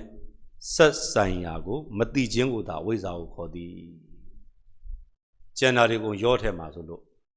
ဒီကစာပေတိကြတော့ဒီလိုအဲ့ဒီဟာကိုမတိခြင်းပေါ့ဗျာအထက်တင်ပြဆိုခဲ့တော့၄ပါး၈ပါးနဲ့ဆက်ဆိုင်ရာကိုမတိခြင်းကိုသာအဝိဇ္ဇာဟုခေါ်သည်ဒါကြောင့်ဒီလိုလိုဆိုပြောတယ်အဝိဇ္ဇာ၄ပါး၈ပါးကိုဖုံးလွှမ်းတာဒီအဝိဇ္ဇာဆိုအဲ့စကလုံးကိုပြန်ရေးတာပါဗျာနောက်ဆရာကြီးကနောက်စာကျွန်းလေးပါထည့်တာဆိုရင်အလွန်ဉာဏ်ကြီးသူတို့၏အရာဖြစ်သောတဲ့အလွန်ဉာဏ်ကြီးသူတို့၏အရာဖြစ်သော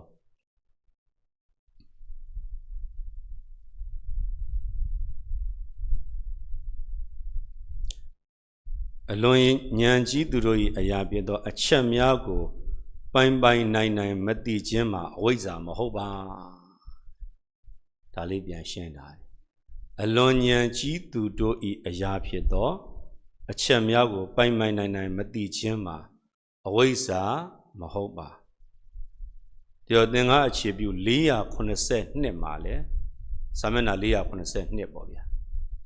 သင်္ဃအခြေပြုပေါ့ဒါသင်္ဃတော့ဒီလိုလိုငယ်သင်္ကလေးကကင်ခဲ့တဲ့သင်္ဃတွေပေါ့ဒါပေမဲ့ဟောတဲ့အခါမှာထောက်ပံ့ဖြစ်စေဖို့အတွက်မှတ်ပေးပါအောင်ဗျာနောက်သင်္ညိုဘာသာတိက639နဲ့638ဗျာသင်္ညိုဘာသာတိကအကျယ်လေးလည်းပြန်ဖတ်ပေးပါဗျာခေါင်းစဉ်လေးကတော့မတိတိုင်းအဝိဇ္ဇာမဟုတ်အထက်တင်ပြဆိုခဲ့သော၄ပါး၈ပါးတို့နဲ့ဆက်ဆံရာကိုမတိခြင်းကိုသာအဝိဇ္ဇာကိုခေါ်သည်အလွန်ဉာဏ်ကြီးတို့၏အရာဖြစ်သောအချက်များကိုပိုင်ပိုင်နိုင်နိုင်မတိခြင်းမှာအဝိဇ္ဇာမဟုတ်ပါအလွန်ဉာဏ်ကြီးသူတို့၏အရာဖြစ်သောအချက်များကိုပိုင်ပိုင်နိုင်နိုင်မတိခြင်းမှာအဝိဇ္ဇာမဟုတ်ပါပေါ့တဲ့လုံးပြီးတော့လည်းမတိတိုင်းအဝိဇ္ဇာဆိုတော့ဆရာကြီးကဒီနေရာမှာဒါလေးပြန်ပြီးတော့ထူးထူးခြားခြားကြမ်းညှိပြီးတော့ရေးတာတော့တွေ့ရတယ်ဗျာ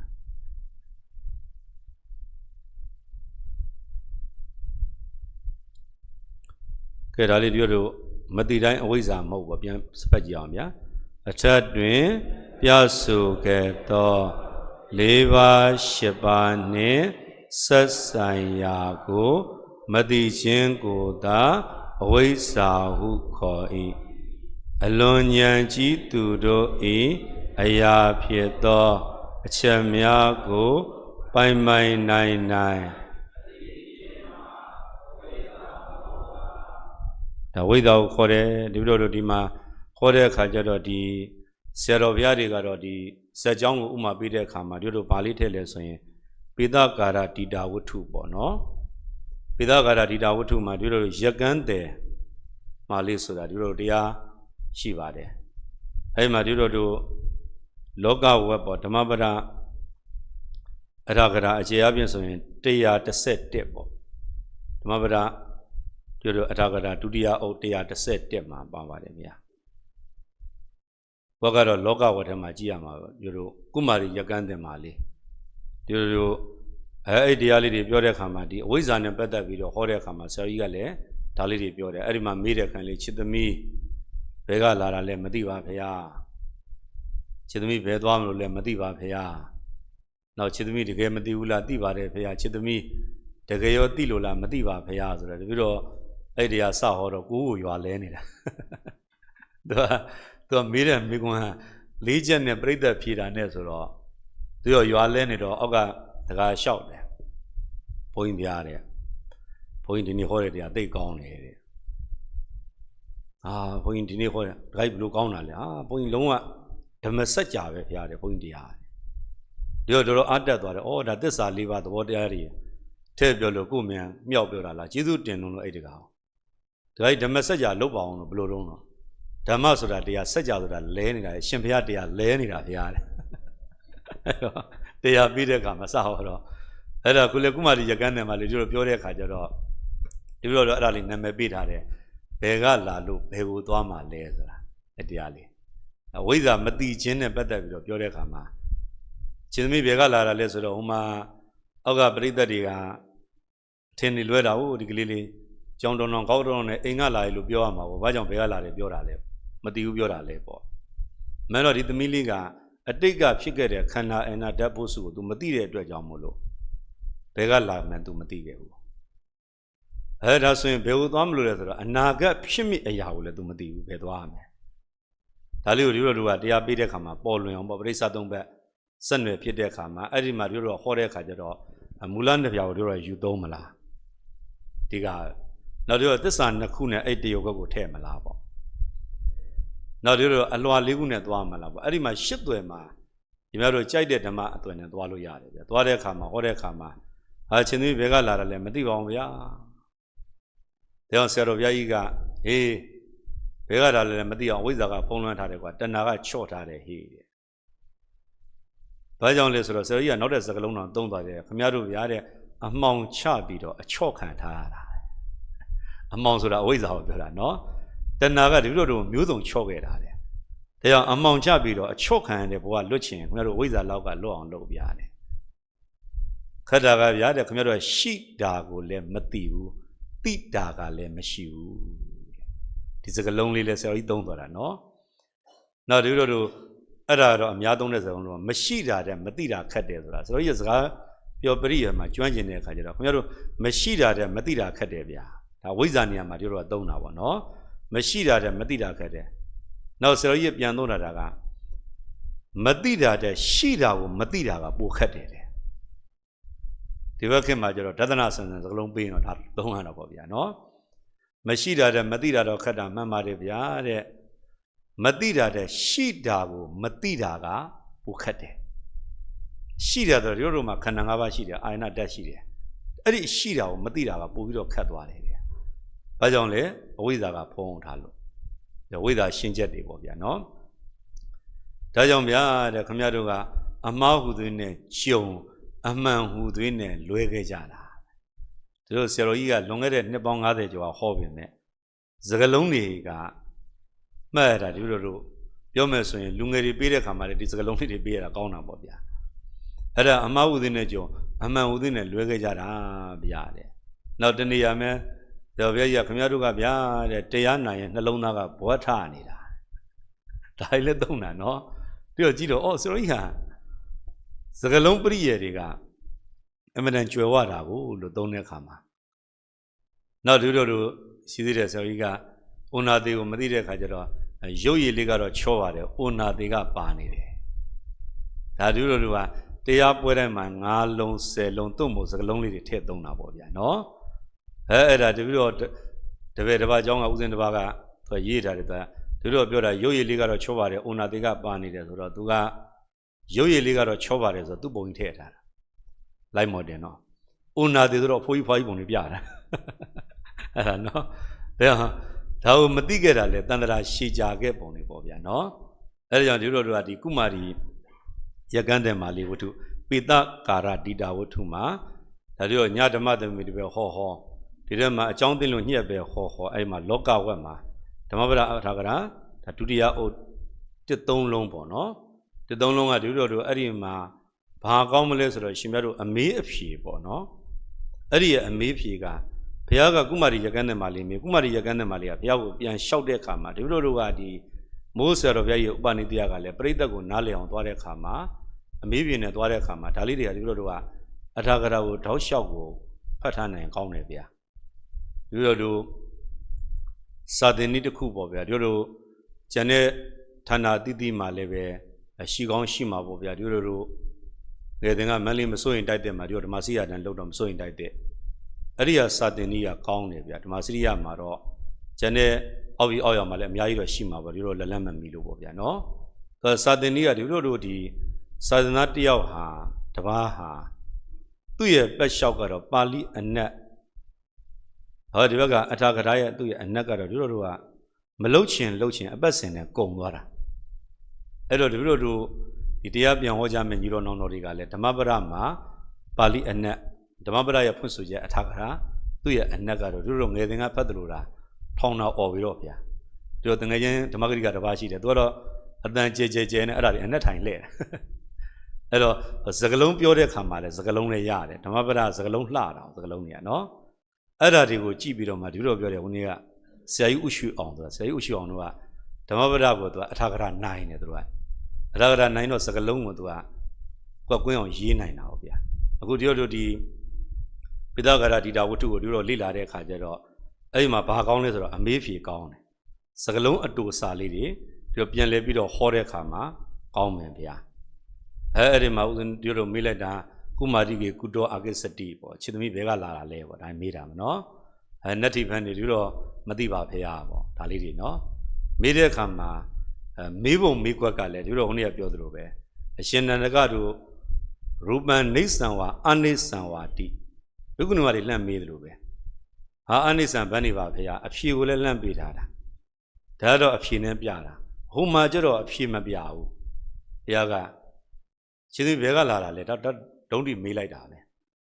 အဲ့တဲ့ခါကျတော့ဒီလိုကဒါဘာတော့လို့ဩဒါဉာဏ်ကြီးသူကိုမေးတဲ့အခါအသိဉာဏ်ပွင့်လင်းသူကိုမေးတဲ့အခါမှာဒီအထာကရာဆရာရှင်မြတ်တွေကဗုဒ္ဓလိုလိုကြပြန်ဖွင့်တာပါလားဆိုပြီးတော့ဒီအဖွင့်ချမ်းတွေမှာပြန်တွေ့ရတယ်တရားဒီလိုစောကမင်းတို့ပေါ့ဗျာတရားပြန်ဟောကြားမယ်ပြောတော့ညီတော်နောင်တော်တွေကဓမ္မပဒအနည်းဆုံးတော့ပါဠိအနက်အဲ့ဒီကနေပါဠိရဲ့အထာကရာရဲ့အနက်ဒိဗ္ဗေလေးတွေသိအောင်ပေါ့ဒီလိုလိုမစိုးရင်တတ်တဲ့ဓမ္မစီရကျမ်းဒီတဲ့အခါမှာအပတ်စဉ်စာမိုးပဲပေါ့သူကမရရင်လည်းဒဏ်ထမ်းမှာအဲ့တော့စာမျက်နှာနဲ့ပိုင်းပေးတယ်ပါဠိတော်စာမျက်နှာဒီတစ်ပတ်ကိုဘယ်လောက်အထာကရာစာမျက်နှာဘယ်လောက်ဒါရှင်ပြောက်လည်းဒီထဲမှာဓမ္မစီရတွေအများကြီးလောက်ခဲ့မှုတဲ့ရှင်ကောင်းရှင်မြတ်တွေလည်းအများကြီးပါတာပဲဗျာနော်အဲ့ဒါရောဒီလိုအဲ့လိုပြတော့ကရောတနစ်တာပြည့်သွားတယ်အစိုးရအောင်ချင်းမအောင်ချင်းကတော့ဒီဘက်ကကန်နဲ့အလုံးနဲ့တခါပြန်တွဲတာ哦ဒါပေမဲ့တစ်ခေါက်ကတော့ပေါက်သွားတယ်သီလခံတစ်ခေါက်ပေါက်သွားတယ်အထသာလင်းတစ်ခေါက်ပေါက်သွားတယ်ပါဠိကံတစ်ခေါက်ပေါက်သွားတယ်3နှစ်လောက်ထိုင်ရင်ဒါအလုံးကတော့စားတော့ကြည်သွားတာကိုဗျာပြောချင်တာကအဲ့ဒါပုံမှာဒီလိုတို့ခုလည်းပဲပြန်ဟောတဲ့အခါမှာဒီပိဿဂရဒီတာဝတ္ထုလေးကိုနည်းနည်းပြန်ဖတ်ကြည့်ဗျာအထာကရာဖွင့်ဆိုချက်နဲ့မေးတဲ့အခါမှာဟာရှင်သမီးဘယ်ကလာတယ်လဲမသိပါဗျာအဲဒီတော့ဘယ်ဘဝကလာမယ်မသိတာကိုမသိဘူးပြောပါတယ်ဗျာရှင်သမီးဘယ်ကိုသွားမလို့လဲမသိပါဗျာဒီတော့ဒီကနေပြီးတော့စိုင်သွားမယ်ဆိုတာသိတယ်ဒါပေမဲ့ဒီတော့မသိတာကိုမသိဘူးလို့ဖြေတာကဒီဘဝကသိရင်ဘယ်သွားမှမသိပါဗျာဒါကြောင့်မို့လို့တန်တရာကြီးရှေ့အစွန်းကိုလည်းမသိအောင်ဖုံးတယ်နောက်အစွန်းကိုလည်းမသိအောင်ဖုံးလွှမ်းတက်တဲ့သဘောတရားတွေဟောနောက်တကဒီခြေသမီးတဲ့တကယ်မသိဘူးလားဆိုတော့သိပါတယ်ဗျာတဲ့အဲ့ဒီနေရာမှာဒီလိုစဟောတော်ရွာလဲနေတကယ်မသိဘူးလားသိပါတယ်ဗျာကိုယ်စကလုံးတွေကိုရှုပ်နေတော့နော်အဲ့ဒါတကယ်မသိဘူးလားသိပါတယ်ဗျာဆိုတော့ခြေသမီးဘာပြောလဲသေရမှာတော့သိပါတယ်ဗျာလွန်တူလာတယ်ဒါအဲ့ဒီမှာအဲ့တရကွက်ကိုဒီလိုဟောတဲ့အခါကျတော့ဘုရားကကုမာရီရကန်းတဲ့မာလေးကိုသေခြင်းတရားနဲ့ပတ်သက်ပြီးတော့ဘုရားဘုရားရှင်ကိုရောမေကြီးကအဲ့ဒီမှာဟောပေးတာအဲ့ဒီမှာလေအထာကရာဖွင့်ဆိုချက်ကသိကောင်းတယ်အတုဝမေဇဝိတံဒုဝင်မရမေမရဏံဆိုတာစကလုံးလေးတွေပေါ့မင်္ဂါဤဇီဝိတံအသက်ရှင်နေရခြင်းတွေကအတုဝမမြဲလေစွာတကားဒုဝင်မေမရဏံမေငါဤမရဏံတေရခြင်းတွေကဒုဝင်မြဲလေစွာတကားလို့ဒီတော့စကလုံးလေးတွေပေါ့ဗျာနော်နောက်အဝတ္တမယမရိတဗမေဝမရဏပရိယောတနာမေဇိဝိတံမေငါဤအဝတ္တမယမရိတမေယငါသည်အဝတ္တမချုံမေမရိတဗမေဝတေရမိတကားငါတေရမှာပဲမရဏပရိယောတနာမေဇိဝိတံမေငါဤဇိဝိတံတက်ရှင်နေရခြင်းဟာမရဏပရိယောတနာသေခြင်းတာလင်အဆုံးရှိတယ်ယနေ့အသက်ရှင်နေတာသေဖို့ပဲဆိုတာအဲ့ဒါလေးတွေကိုဘုရားကကုမာရီရကန်းတဲ့မာလေးတွေနဲ့အလုံးသင်ပေးသွားတဲ့အကြောင်းပေါ့ဒီလိုအဲ့မှာတရားသွားတဲ့အခါမှာဇီဝိတံအနိယတံမရဏံနိယတံဆိုတာဒီပါဠိလေးတွေပေါ့ဇီဝိတံသက်ရှင်နေရခြင်းအနိယတံမမြဲဘူး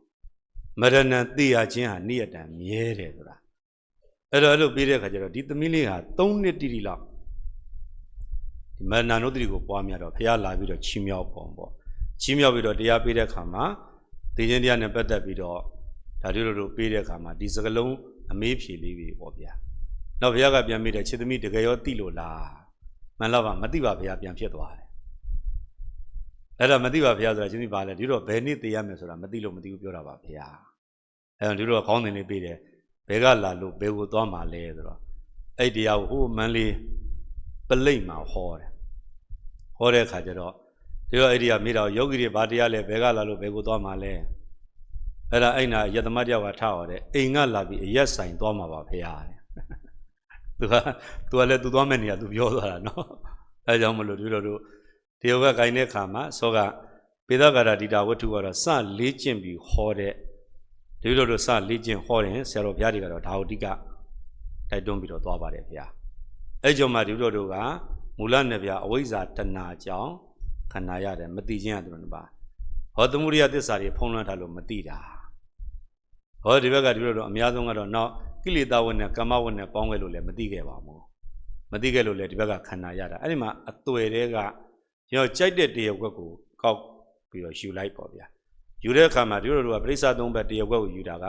အကြောင်းအကျိုးပရိစ္ဆာသမုပ္ပါ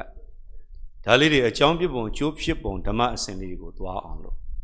ဒါတွေမသိအောင်ဖုံးလွှမ်းထားတယ်အဝိဇ္ဇာလို့ပေါ်လွင်သွားအောင်ပေါ့ဗျာနော်အဲ့ဒီမှာဒီလိုကစက်ကြောင်းကိုလိုတော့ထည့်မယ်လိုတော့ထည့်ပြီးတဲ့အခါမှာဒီလိုတို့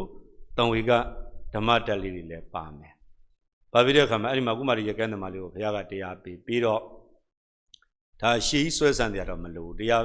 ပြီးတော့သစ္စာတည်နောက်ဟိုရောက်တဲ့အခါကျတော့ဟိုမှာသူ့အဖေကြီးစီရောက်တဲ့အခါအဲ့ဒီမှာပဲသုတ္တိကျသွားတော့ဒီလိုကအသေးမဥခင်ဒီဘက်ကညံကဥသွားလို့ဒါကြောင့်တရားကဥမမားဘူးတဲ့တရားမဥရင်ဒီလိုအမှားတွေယူတတ်တယ်ဒါကြောင့်ရှိတာကိုသိအောင်လုပ်ရမယ်ဆိုတဲ့စကားလုံးမှာဒီလိုတို့ကအဝိဇ္ဇာရဲ့ဖုံးလွှမ်းတန်ချက်ကနေ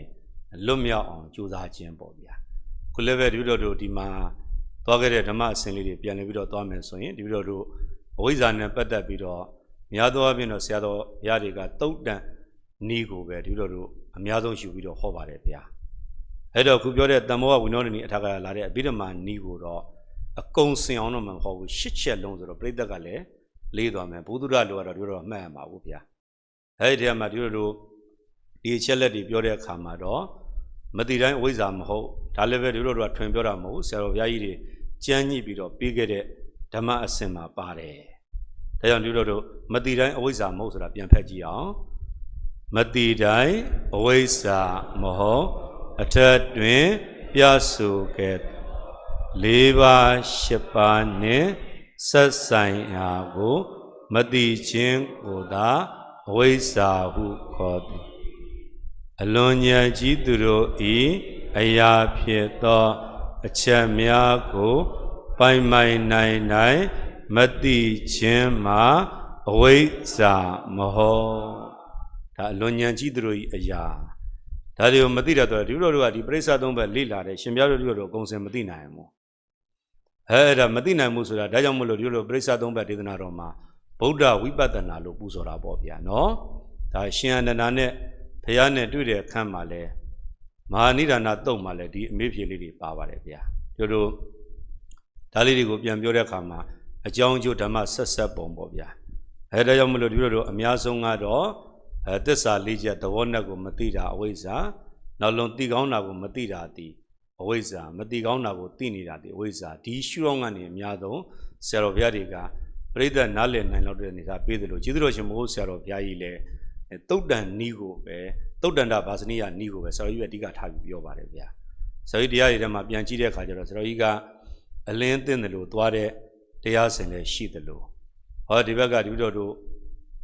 ပြီးတဲ့အခါမှာဆရာကြီးထူးခြားတာကတော့ဒီပြိဿဓမ္မစင်ပြီးတဲ့အခါမှာ